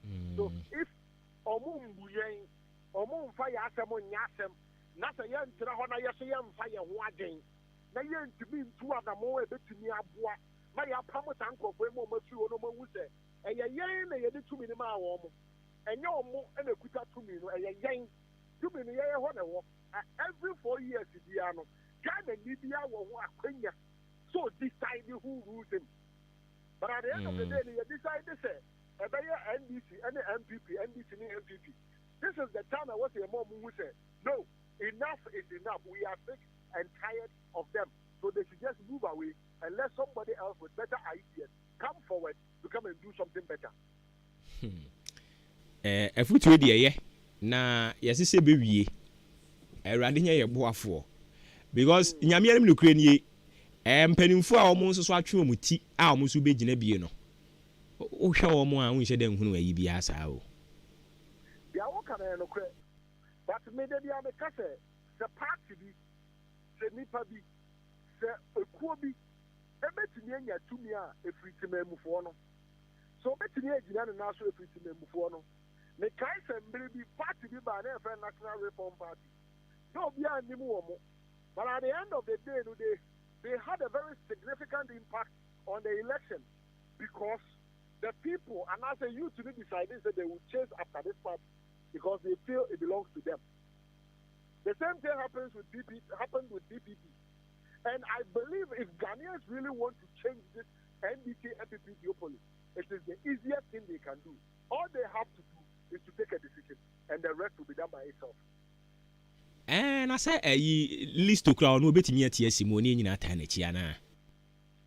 But I say na me bisa say Ernest. Ernest to your boy. So no betimi atia sim na ke nyina ta na chia na. No correct. Ya wo kan you true. But so when we say Economic Fighters League, a political movement. We want to put the nation on its feet. We want to ensure that the right things are done. We want to be the mouth that speaks for the ordinary Ghanaian. The young kasa, you be a judge, a lawyer, judge, a judiciary. They also have a party sentence. There will not be any justice served. Yes, Matthias. Yes, and you know, Ernesto ain't to be making us a mano. There be because Economic Fighters League and your political party, it is a political movement. And in the near future, no, there's a possibility to bit to me, I'm a political party. But the idea, Economic Fighters League, a political movement that is there to ensure that every single government that comes into power is checked and is doing the right thing. Okay. That is what our motive is. And na my na simfancy here na ye hwe se bibi sa betumi asi wo Ghana ha. Okay. All right. Yanura John Kumsen or spokesperson Edema Economic Fighters League and I didn't call train komo Afrakuma Community Hospital say a year nyankopon ya adom a ye kono wo safo efiade ya edi animi memene da ne kwasi da no se ohododo wa ntumi nkobi ye kotai ye yankasa ye maame yira udi ahenkan ne yire dofo amfa ni niagro ne maame maame Grace Boating na wote ase ye friend Mantakus onyamfinhia no aduonum enkono 59 years nyankopon ya adom a na yiyo no be hya ase efiada memene da ne kwasiada id anim ye ebekoso wo safo no wo kwabere kumase enti yachi kwan wa papa memene da no na kwa ya kwei no se ahoɔden ni hɔ a untumi nkobi ɛne tina Afrakoma Community Hospital to nsa afra wo se bra efiri ne ya de kosi wo kyena na wonhwɛ na ho ntɔ na afei memene da no nso anya ahoɔden aka yɛn ho na yakɔ na ayɛfɛfɛɛfɛ mepakyɛw sɛ ɛyɛ OPD ɛhɔ na wopɛ sɛ wokɔto fa yɛbɛhwɛ wo sɛ yɛ test bi na wopɛ sɛ woyɛ theater, labor ward, children's ward ni nyinaa wɔ hɔ a wɔde bɛhwɛ wo kama ɛtwo na ɛha wo a ɛno nso wokɔ a ɔmbɛhwɛ na ɔmayi de afiri hɔ de ama wo mepakyɛw yɛwɔ Amasaman Olympic Stadium nti wonya duru Amasaman ɛyɛ Stadium Junction hɔ no ano a wobɛhu sɛ taxi rank wɔ hɔ ka kyerɛ mo sɛ wokɔ Afrakoma Community Hospital ɛno no wɔ A-line kwan no mu hɔ no mo a ɔmo de wobɛkɔ na ɛnam adwuma papa a wɔmo yɛ nti ɔmo ayɛ hɔ no mo bus stop a ɔmo bɛgyina no wakɔkɔgye ayaresa no kama obambo nsɛm nso wɔ hɔ deɛ ɛkɔ animu paa because ɔmo police station ɛwɔ hɔ a apolisifoɔ wɔ hɔ no 24/7 ɔmo bɔ wo ho ban enti honam fam yɛ bɔ ho ban ayaresa kwan so nso yɛ bɔ ho ban na afei mpaebɔ kwan so nso honhom mu no ɛda dɔnko nyankopɔn Adwuma-Adwuma abɔ ho ban de ama yɛn Afrakoma Community Hospital yɛ numbers ne nie ɛyɛ 0597 005963 0597 005963 ebacho mo amwo sansam fuse mo amwo mayera mo amwo akatapɔ mo amwo amasaman shipon tele mo amwo doburo mo amwo kwabenya mo amwo importamu ho nyina ACP pokuase kwan ne so obi a mo betumi aba na yahwewa man ho atɔ kama ɛno akiri no yɛwɔ ɛyɛ Bright Senior High School so se yanka nkyerɛ wo sɛ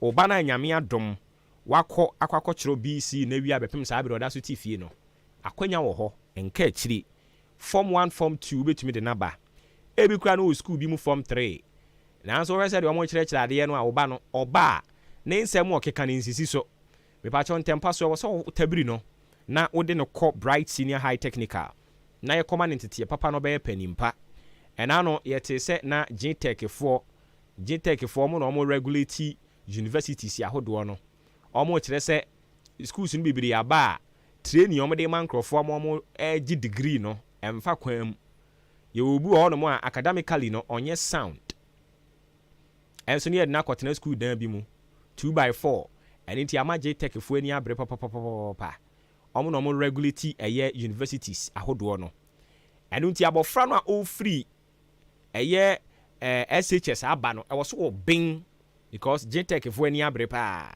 fa ne kɔ Bright Senior High Technical sɛnea ɛbɛyɛ a ne GPA ɛne nneɛma ahodoɔ a wɔhwɛ animu na ɔde apɛ no first class upper lower ɛne na ɛka ho ne betumi akɔ n'anim Bright Senior High School ɛbɛn boa na wa reshape abɔfra no wa rebuild no ama ɔno ankasa hunu sɛ yes wenya quality modeling state of the art computer and science labs ɛwɔ hɔ yɛbɛkyerɛ abɔfra no ɛne nti wɔbɛtwerɛ twa passes ne deɛ yɛkase yɛka ho asɛm a deɛ bɛkyen Bright Senior High Technical School ɛkyerɛ agric science business general art general science home economics visual art and a technical Bright Senior High School ɛwɔ akyem kokrantumi ɛno no wɔ kufuo dua nkyɛn hɔ a mepacho yɛbɛfrɛ wɔn mo 0242 071185 0242 071185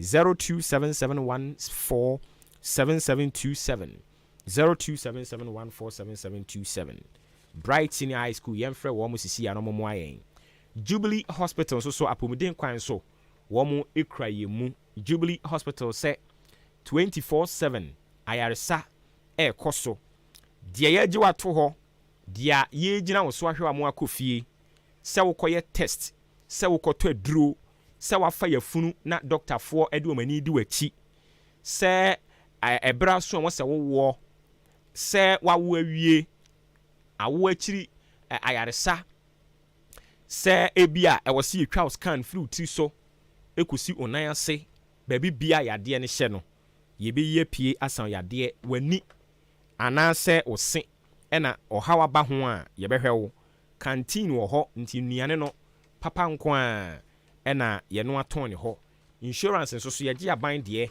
ɛna ankrankran deɛ mepakyɛ wo bebree yɛwɔ ɔdan aboabo amantra bridge no so na wobɛhu ne yɛn ɔdan aboabo kwantempon amantra bridge no so wobɛhu ne yɛn ɛwɔ hɔ saa nso so ɛna yɛrane ambulance service nti anadwo na yareɛ bi bɛto hyɛ wo so a wadarɔma yɛ na wafrɛ yɛn wɔ 0244 575799 0244 575799 ɛna 0241784645 0241784645 ɛyɛ numbers yɛabɛfrɛ na yɛtumi agye wo so Jubilee Hospital wɔn ayaresa deɛ wɔn abɛn mu papapapapapa ɔsɛ woyɛ muslimni na waba bɛda yɛn hɔ na ebi ɛbra so pɛ baabi a bɛkɔ akɔfrɛ Allah akwanya wɔ hɔ no mu a wobɛtumi akɔ akɔfrɛ Allah na atumi aboa wo kama paa enti bre no nso so aso Jesus Alodina Abolunga montwe mo nwuram na afi ye ne mo ente nkomo ni free ho na afi ye nto aso emfa emma onya meduru ya na na ne Jesus yi so ono de nketo de de nkran ko timi tu ana Jesus we ne ye na we confirm ye ne Jesus we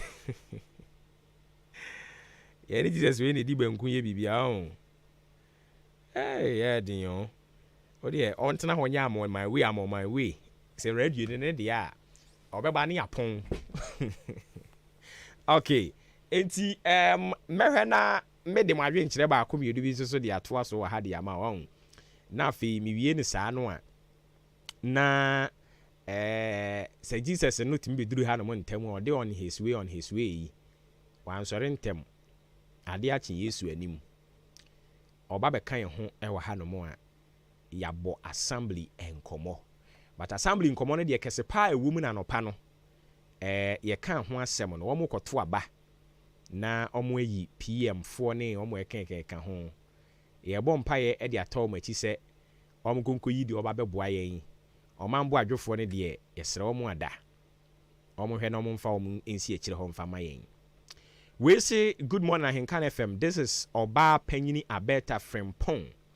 I tie friend sister Efe owo achim wenchi. Nanso so sisia de or hwe the free achimota keseman Ahenkan FM so you do all Abeta Frempong. Enti Abeta so chiachia ne krum fo wenchi fu nyina. Wenchi fo anope ye chiachia mo. Shama BA Edina Benya or say dianya okay o message no aye bibia ho nti wadaroma nya dia ye betumi atwa so ede ama wo other messages no nso so ekọ mo fanche ekọ unse eye live show nti omo de message ne ba na wan kan ho no anu ana se kwa no we ye de ahia okay nti mo fanche me mo messages ni nya ya nke ye be kan ni nyina de ama but ekọ nti no me bo me ho me odin se metumi nya na okay 1 2 we de ni my all right mo fanche ko me yesenka me ya ade bi na ka yatimi akenkan de ama but omo messages ne ko fache me na nyame ya adomo a daache yibi hunu a yebekenkan ne kama de ama all right enti mame nko WhatsApp no so na yenhwe de wo ho ni yemfa ma wo na fe Jesus ne de said ye ka ko de edin obeka ponachi me wogidie pa so obeka ponachi se ne tie bia na dem mo WhatsApp no so ayeden okay all right wa mo Facebook no nya adwuma o mo WhatsApp no so saa e bia kire me ho adwuma nti yemfa no mfa nkonkon ho no mo na yento aso wa hamfa ma wo Ghana adisiye Obuoba ofore amanfo emamo ache edeba Ahenkan 93.3 FM. Ghana adisiye Obuoba ofore amanfo emamo ache edeba Ahenkan 93.3 FM. Okay. Enti yebehwe na makato se assembly ho de ekoso de monitor, don't worry. Ye monitor de ekoso. Eden e besen hia. Na yihia de besi bia na de mu amane de bema, don't worry. Se e wo se ye ba ayi ochina holiday ni kra na ye ba beka de course wo ho de kire wa ye beba nti de course wo de nya botre ye monitor ne den obidum bie na akwakumi wo ofie FM mimi a me feeling ne keke oye too much obidum bie na akwakumi enzemtrofo ayankofa na ya na aye bibia wo ho oh yes enzemtrofo ayankofa ono mesrimani mamuna mutirim but obidum bie na akwakumi ofie FM osisi no pi osini nsem pi oye too much nti me feeling pa me penasem ono so pemasem ame kwatin komo we free ho no na afi yento aso owura Awal Sakib Muhammad president the Ghana Electrical Contractors Association. Yera Awal oti yenka assalamu alaikum. Wa alaikum assalam wa rahmatullah.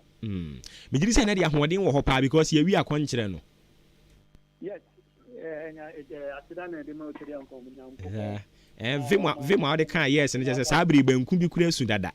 Oh masa, me angasa say wa wuli say nkemusumu no even though the national chief imam declare on the Thursday, yenum be no believe say yehu eyinum kwa the next day we must pay. International case majority of Ghanaians and ya carbon pay dey asida any kabia de manyankopa. Yeah, the radio say to adaroma mon koma mo di two dwa with regards to ECG ne pesa wo chiri mu kakra de man mo pesa mo chire sen. Yeah, no kwe wo me say every September 2002 at the payment electricity prices across over 70%. Now, ne suru na akoni na no njomo bebre na factors e be a forex $10 across e be a technical losses near the ade. Na PURC any institutional emra among mutumi to mutimi adjustment eba. Na PURC is one time no ga adjust no omo mechanism omo di ejuma. Na nche bia na ebe hu say even information bin na social media say ECG for open to move because dollar cost. Na yesu ani mkroma asemi bana say yin na ye bia oni baba on so na afa na abaya ba no fe. Ana say da bia yin di sa ma yin shahaima bi say emma because yenim say PURC emrem ni say on adjustment. Na say amanko started the information way it is just to prepare the minds of PURC to come up with some special increments and only near the best more Ghana mine more businesses already we are faced with challenges. Businesses may not say nim to the omega plan and we sure that we say unim the life record finance or life record and you know you can't and call the to the idea all the two all the Tokyo so in Jama businesses they go on to see yeah, the special increment is based on tariff. And the treat you as more money any request to from ED for any special increment. Okay. And I said, I don't have a cost on a from to do the needful. Okay, I think so. Watch you, Mama. You know, at CNT, Yan to train common. You DBC have been here, Besamba on Champion. Yes, yeah, that's Awal Sakib Muhammad, President, Ghana Electrical Contractors Association, and the NCO train and Como. A very good morning and confirm our Minia Upoku Kennedy. Upoku Kennedy, oh, High FM. Say High FM, what the court spinters. Upoku Kennedy, Yankopon Kan Hopa, one of Central for Adam for 4. Mean in Central for Bibrina, Yaman for 4. Mean almost rest the cake. That to be no Madame for. But you will be more honor more. One sre utirimu esre wanu nyina Upoku Kennedy eka ho ye nadwuma wo High FM nanso won fa yi show ya ye eni agro sanso so ena Ahen Rashid e wo Bosome FM Onyankopon kan ho Jesus ya late Jesus ma chen me Jesu nua aden na abofo no so ma wo man ne da bi nya sa na ye some small meeting ye anopai onum say na assembly meeting oh aden nti na so ye some meeting bi ene de mu dwaba. Oh, what is that? Mudja bane. Iga. Say assembly gada. Let's see. I'm fanasa. And we so the first meeting among ya muni MC. Yes. I'm sure this is the first meeting. Yes. Mini am amen fa akonya so nchia anka tiefo nyina. Yenua na mun kramofo. Ye nkramofo no. Aha. Ne. Aja. Me wish you be a barka de sala. Ayo. Enua ene de me sure so baba ana say. Oh, what dey ejinem pa. Any moment from now ya me sure say on start meeting. Say minister nya me dru ye. Davi. Me monitor wa hapa. Hey. Oh yes. Nti program no aye agenda na ye 2. Swearing in of government appointees and then election of presiding member. But after election of presiding member, they can introduce maybe an agenda which yes, and it could be almost electing you on best in. Yes, and son, I'm by any other swearing in of government appointees, election of presiding member, and swearing in of presiding member. Now, unim yes, honorable assembly members, no. After that, no, all over the country, no. I just say after that, they just say, training more na sana official or master Adwuma. Aha. Until we are say train minister of local government all this training no ebe mom. And sana ya started omu nyina started omo adwuma. Until after then also bia ombetuma introduce agenda which will be maybe formation of subcommittees. No ma form ni nyina preko. Aha na while waiting for the training. And then they move constitute assembly no ankasa. Yes. So today the assembly will be fully. Assembly members ni nyina both appointees ni elected nyina no. Obi abewo committee. Oh yes, obi abo at least two or yes, at least. Obi abenya committee. And anytime make say nemo adwuma aba no. Oh yes, adwuma aba. But meeting we any meeting abewa bia. You know there will not be any discussion of issues bia. Just straightforward. More constitute teams ni nyina na feel later maba.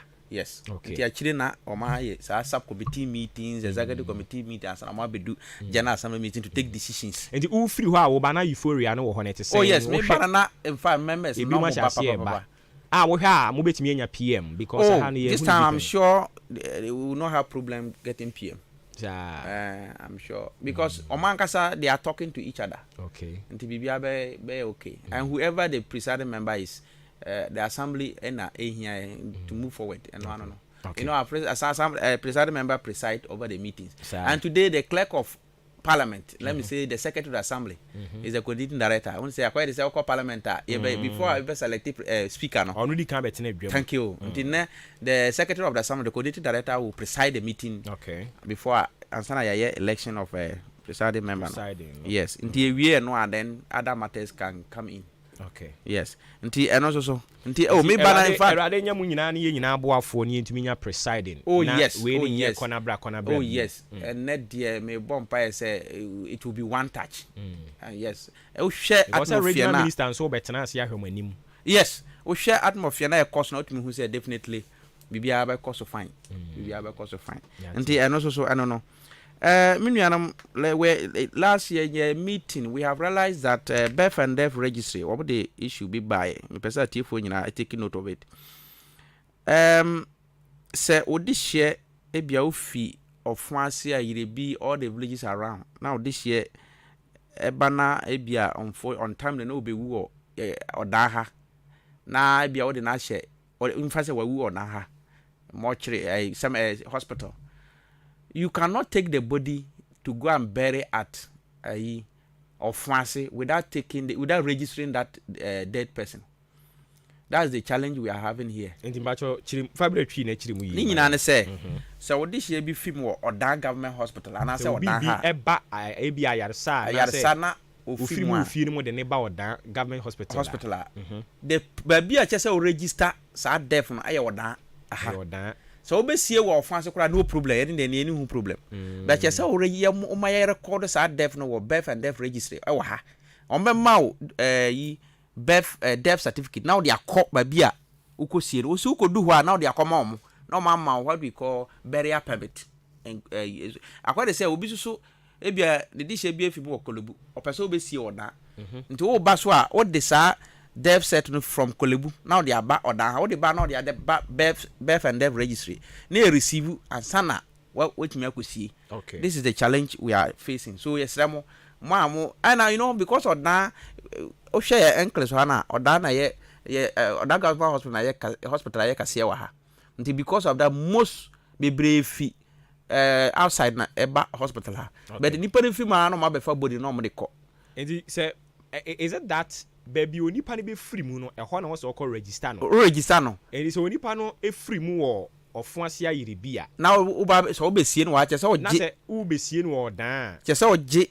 wo register obo register death no wo ofuase ho o memmo krata bi na odi aba ha no wa be sie wa ha. Thank you and one se onipa ne free mu wa ha na wo pese ko sie no ofuase ayire bi ho a che so register wa register no wo je sa krata no na wo de ko ho. Thank you. It baby onipa ne be free mu no e ho no na wo se wo register. That is it. Okay, so that is not a ma at the end ye hu say bia this is the total number of see am planning here adwuma.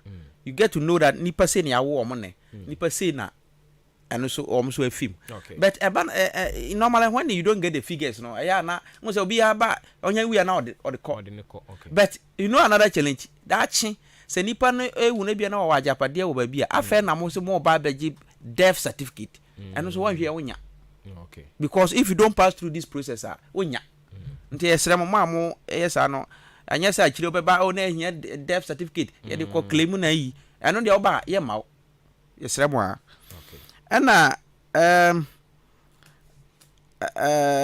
opening of only say IVA independent verification on mobile next month.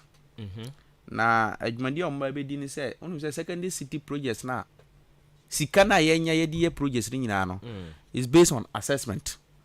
Na say you know they are coming for their final assessment. That was next month. Okay. Now assessment na mobile no it is going to be based on nearma projects sika omde ma ya project no whether we are using ya wie and use the usage of the facility e carry max and max let's assume say you lose 10 max no they will take that 10 max and equate it with the population of the municipality nipa bia $3 and they say what 50,000 people were Brim Central then $3.50,000. The last check is 60,000. Okay. And say 60,000. Imagine $3 times 60,000. Nti esremo mo amaji stores ni bi no last year frame nyina mo kan say afa na makototo ne niam na ba enra me call no ma hu say the place is becoming beautiful. But esremo mo amaka oh yes say niam na afa na bi no matoto a mo esati bibie yesremo I just said be my because one that's one thing that they will check. For the lorry park there is already in use. They will check that one whether the mine are people using it because also here no the mile. So you should put in use. Okay. And now Kumasi stations like this by the end of this month I just say making sure say also is in use. The lorry park should be in use. And now the store should at least should be also be in use. Because when they come and now nyama we nyina is not in use, you lose max. Max be obe lose biano and you is kasem. Nti yesremo nyama bi wo ho a nya say ye trans and can advertise so there be you have to work for it. And the working is ye the sika ma say what I call request here. Wo so pesika. Wo the buy that so the buy we. My ye then why are they not using it? This mean you don't need the money. So next time if you request for it, don't give it to you. Okay. Nti yesremo that is and also so I don't know. Minua obo last manage me ko nkwantanu market ye mbe ya announcement say wo mam tombo de kwadu abrobe ne sa fruit nyina na move nkwantanu no. In fact for the past 2 weeks I've been monitoring it and I've seen that yes ye ma me no ne wo ma moto sa ne ma no wo ma ya de papa they have moved ana so pe bode ne kwadu ato akosa ada na Mondays and Thursdays are that place. Yes. And mami can wait before bet for so. Say yeah, can be yes, you be before my before me man so mu. Oh, me man so. And me man no the report by say we am say before my am person just see nyina e ma na. Enti me pa cho ya mo kan ka say ye maame no ne ye papa no mo di dwa no. Matthias pa you are right because oko dwam ho anya manko a even though if they are even 5% mema so you cannot equate it to all women. Yes, so man mema ka say abedifo ma e say e kire say afi de frempon abobo nufu ana. Hey Minia enti wadaroma. No asema kana you are right. Yan kana say adwamfo ma ne mema ana adwamfo simple ana say adwadifo nti yemfa na sa nti in fact said they wo kan no ano no na okọ nkwantanu market ho a yes say ade ba ko pe na aka I'm sure so ombeba pharmacy ana say that's all be bie o na ehun say niam ye hia wo ho nyina no I set sisi ade store no asa oh yes aka say be bia no means ma tese si bi nso wo won ayi mpanimfu bi ho a aye de wo ha sawo sana wote no me amete ha de minim ni sawo kure yi ati ne wo mu we wo minua me se me de minim ni sa de minim na meka wona wo kan wasem o enti be sere mo de ye free announcement de ama won yeah mo a ebia bedi mu ho a ebia musika sem nyanye ready no Mon fan hin han. Frimpong si why crowd so mo de ho nyina crowd man crowd obeji. So ati ase. And wa wunya wa ho bo anya nso ye no fa han obi. But I don't know relately. Na say wakọ ho a. You know, I bought an Adwuma 6-7 fee from Pong area when I corner. The place look beautiful. In fact, San ready kakra wo no. Yes. Obi wo why ready. O the man ne ya obeto niam wo. Say eno na omode mo ma from Pong omo chese from Pong age ho nyina yi. Nti sa na tie. Ayi from Pong has helped in one way or the other.